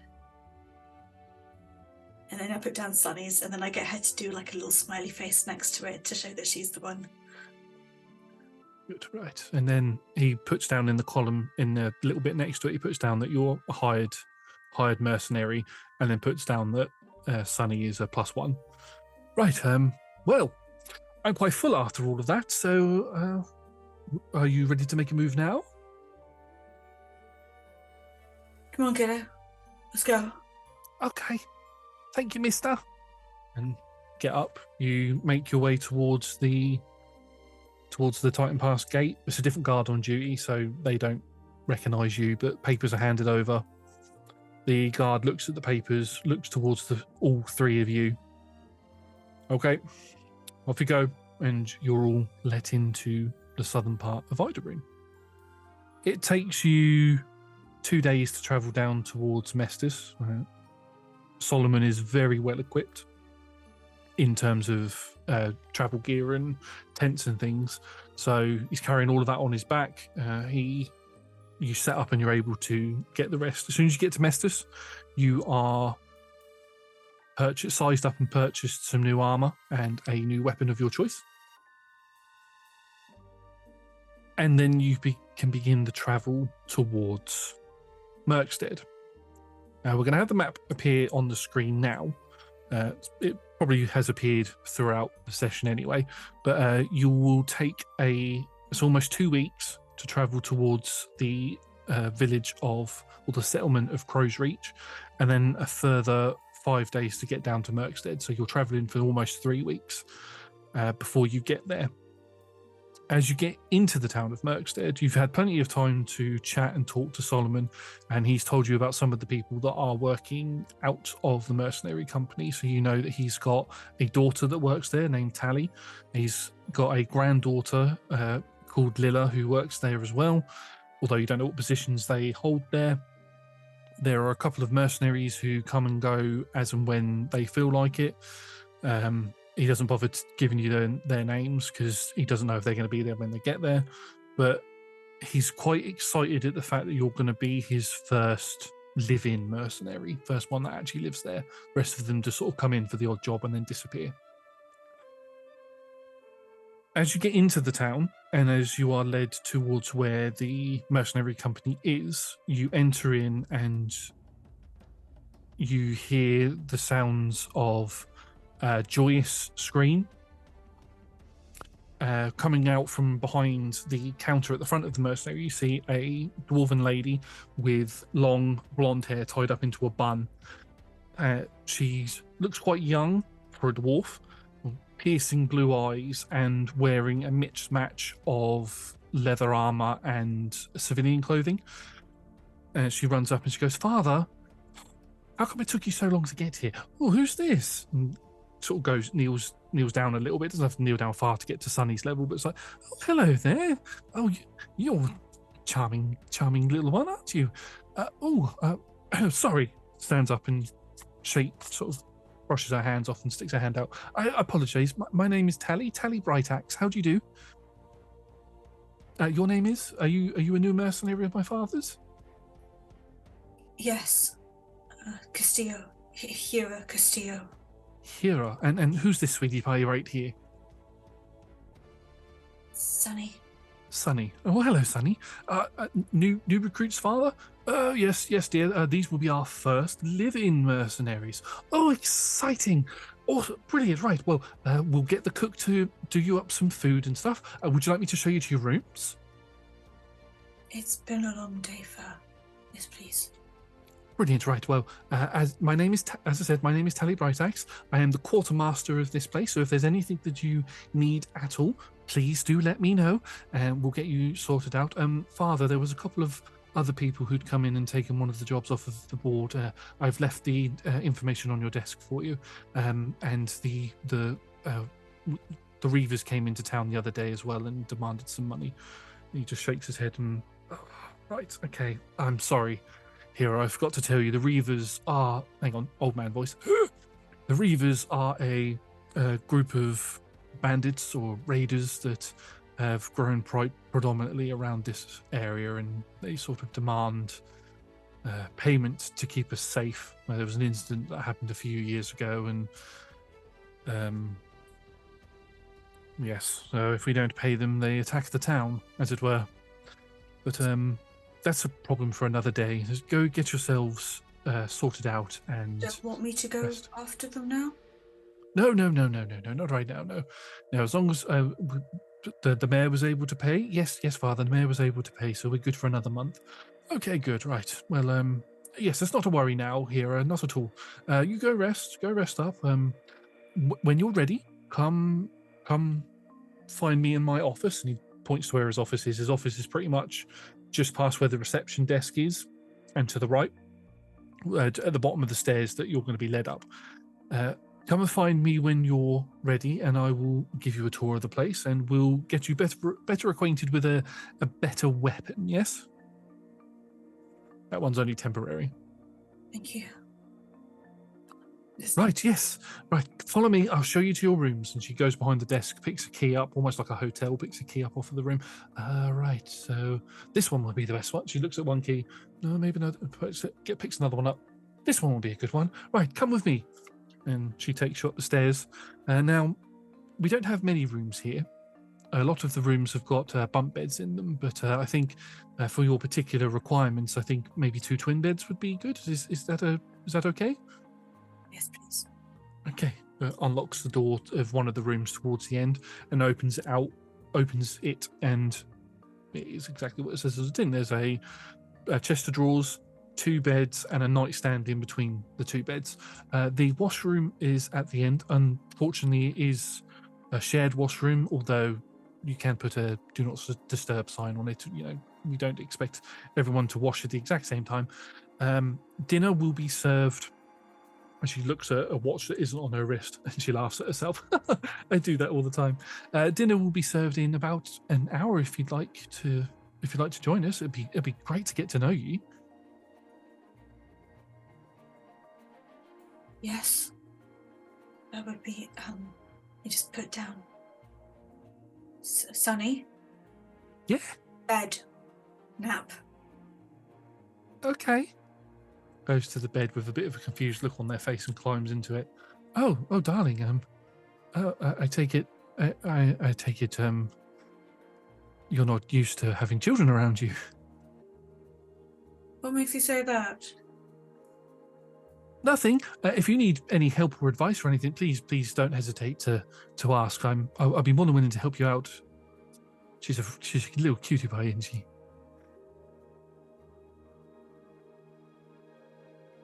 Nations would die for that child. Okay. Well, it's a pleasure to meet you, Hera. I'll see you at dinner time, okay? Thank you. She nods her head, big grin on her face, gives you a pat on the shoulder, goes to think about it before doing it, and then just gives you a tap on the shoulder. Telegraph them. I'm not good with things which are sudden. Telegraph it and it's fine. Oh, sorry. I'm sorry. Getting to know new people and all that, but yay. And then she turns around and walks off with a bit of a skip in her step. Is it bouncy? You like it? Yeah. She's been snoring. Knew it. Been traveling together for quite a while now, so you've gotten used to her sleeping habits and eating habits and all of that sort of stuff, and grown very close. And you've grown to know Solomon quite well as well. But as we come into the end of the session, I know we ran over a little bit. Is there anything else you'd like to do just before we end off? Just out of habit, make sure that there are no tricks or traps or things. No bugs to spy on you. Try and scout out every single person in this residence. And also try and find out what their physical and also mental weaknesses are. Oh, If they interesting. need to be used against them. This might take a while, but... Okay, I will get you to do a general insight check. That's the word I was looking for in my brain. Let me just get the list of NPCs up for this building.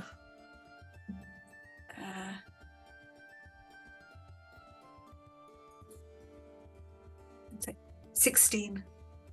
16. So you have a little. You leave Sunny to sleep in the bed, and you go and have a little look around. You can see as you look around the other rooms. There's 8 rooms in total here on the upstairs floor that are all. 7 of them are. 2 of them are. Sorry. English. 6 of them are sleeping quarters. 1 of them is like a utility cupboard, and the last room is the washroom. Other than your room, all of the other rooms are empty, although some of them look like they have been slept in, but there's no belongings or anything in them. As you descend downstairs, you know that Solomon and Tally are here. There's no signs of Solomon's granddaughter anywhere. You can see close towards the door, there is a large board that has various different bits of paper and parchment attached to it. Some of them, at a quick glance, you can see some of them have got jobs on them, hunts and different. So it's like a job board. This seems to be the main mode of a business here. And you bump into a cook in the kitchen, a rather tall, large figure, orcish in ancestry. He looks to you. Are you new? Yes. Arter. Hera. Pleasure to meet you. I'll be doing dinner. It'll be ready in about an hour, all right? How is working here? Good. Boss is good. Looks after us. Pulls out a big slab of meat, slams it on the table and begins like one swipe, cutting it in half, pushing it along. Big and strong guy this is. How are failures treated? Failure? I suppose you learn from it and move on. Seems fake, but okay. Oh, right, okay. Yeah. Pushes some more meat along. What do you like to eat?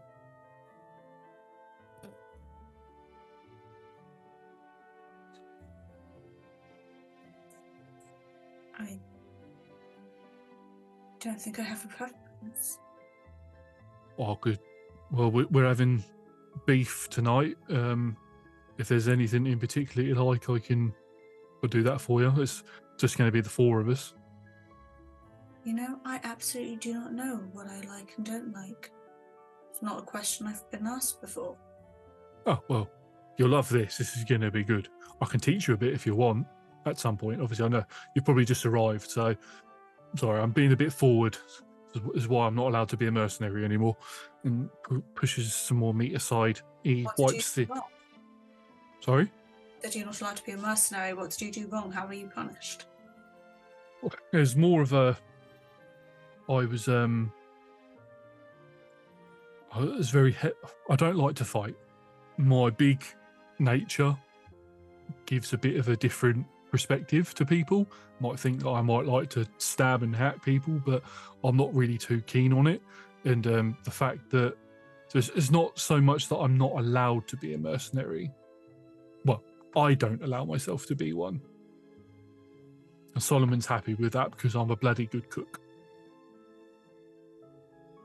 His words exactly. Wipes the knife that he's cut the meat with, puts it into a little tub, puts a lid on it, shakes it up, pulls it out, and you can see it's all bubbly and clean. Wipes that on a clean cloth, pushes all the meat to one side, washes his hands, pulls some vegetables out, and starts cutting the veggies. I was told that you don't have to be what you are made to be, that you can choose your own things, and I guess you have. Yeah, I quite like being, my parents wanted me to be a fighter. I just wanted to be a cook, and that's what I love doing. So that's what I do. And you can see big brutish guy with big hands. He's cutting these carrots very thinly. There's some dexterity to him. Pushes them along into a separate bowl. This has been more helpful than you think it has. I'm going to go find Solomon. He'll be in his office. I heard him go in there earlier. Nice to meet you, Hera. You too. My name is Hera. My name is Hera. It's my name. Actually, respond to it. It's my name. Okay. You walk out of the kitchen area and towards the reception desk, and you can see Tally is behind the reception desk area organising some keys. Looks like some people have placed keys on the counter. There was some paperwork and some coin, and she's sorting that all out and putting it all away and hanging it all up. You can see that she pulls out a bit of paper and start a folder, like a fold of paper, and she begins to write on it. I need to get this stock and this stock. I think we need to get the weaponsmith in to sharpen these weapons. And oh, Hera, are you okay? Yes, I'm here to write it, Solomon, but I might ask for some advice later from you. Oh, please, whenever. I take it Sunny's sleeping now. Out like a light as soon as you left. Oh, once you've finished talking to my dad, if you want, we could always if you're a bit partial to it, after working hours, I do like to sit beside the fireplace and drink some wine if you want to join me. That would be lovely. Thank you. Preference, red, white, or rosé? I'll try them out. I'll try them all and find out what I like. Oh, I like the sound of this. It could be a good night. Okay. Yeah, okay, I'll get some from the tavern. I'll just need to carry on with this, but I'll see you in a bit, okay? And she goes off and disappears out of view. And you watch as the door to Solomon's office opens. But nobody stood there. Oh.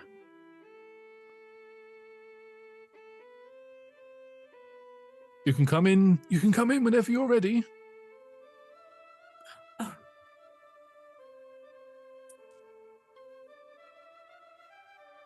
I was told that these lands were very backwards, and I keep being surprised when they're not.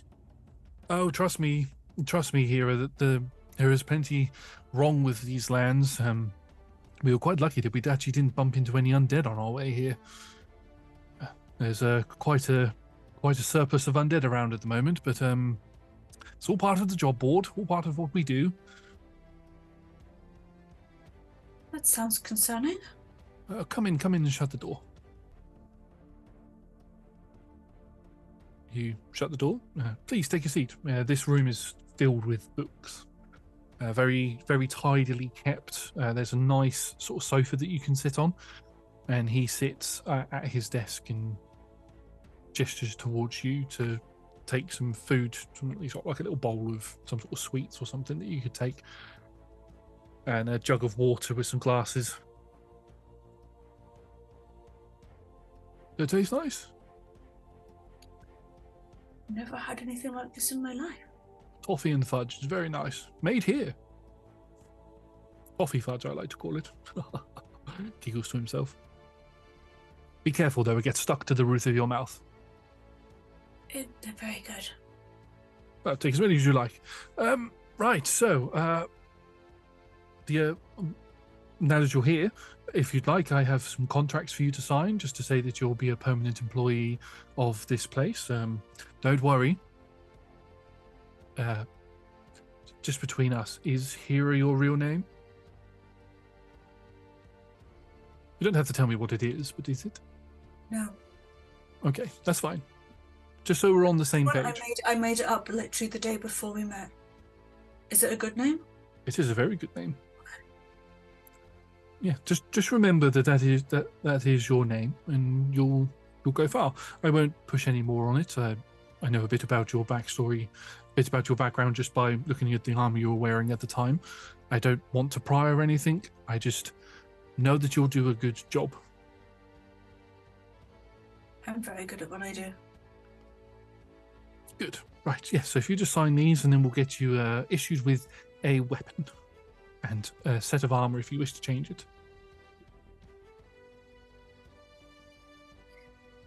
So, sign here. Yes? Oh, you've been practicing your signature, that's good. I was teaching Sunny how to write, which allowed me to get some practice in. That's good. Right. So, one additional thing that I will say is, obviously, with the missions that you'll be likely to go on, Sunny won't be able to go with you because of the level of danger. So, but Tally has quite kindly offered to look after Sunny while you're out. Tally's quite confident there's a few jobs that she could get Sunny to do while you're not here. A little bit of cleaning and paperwork and things. So she'll be well looked after here. Okay, you won't have to worry. Okay. Good. Right. Now, let's take you to get yourself a weapon.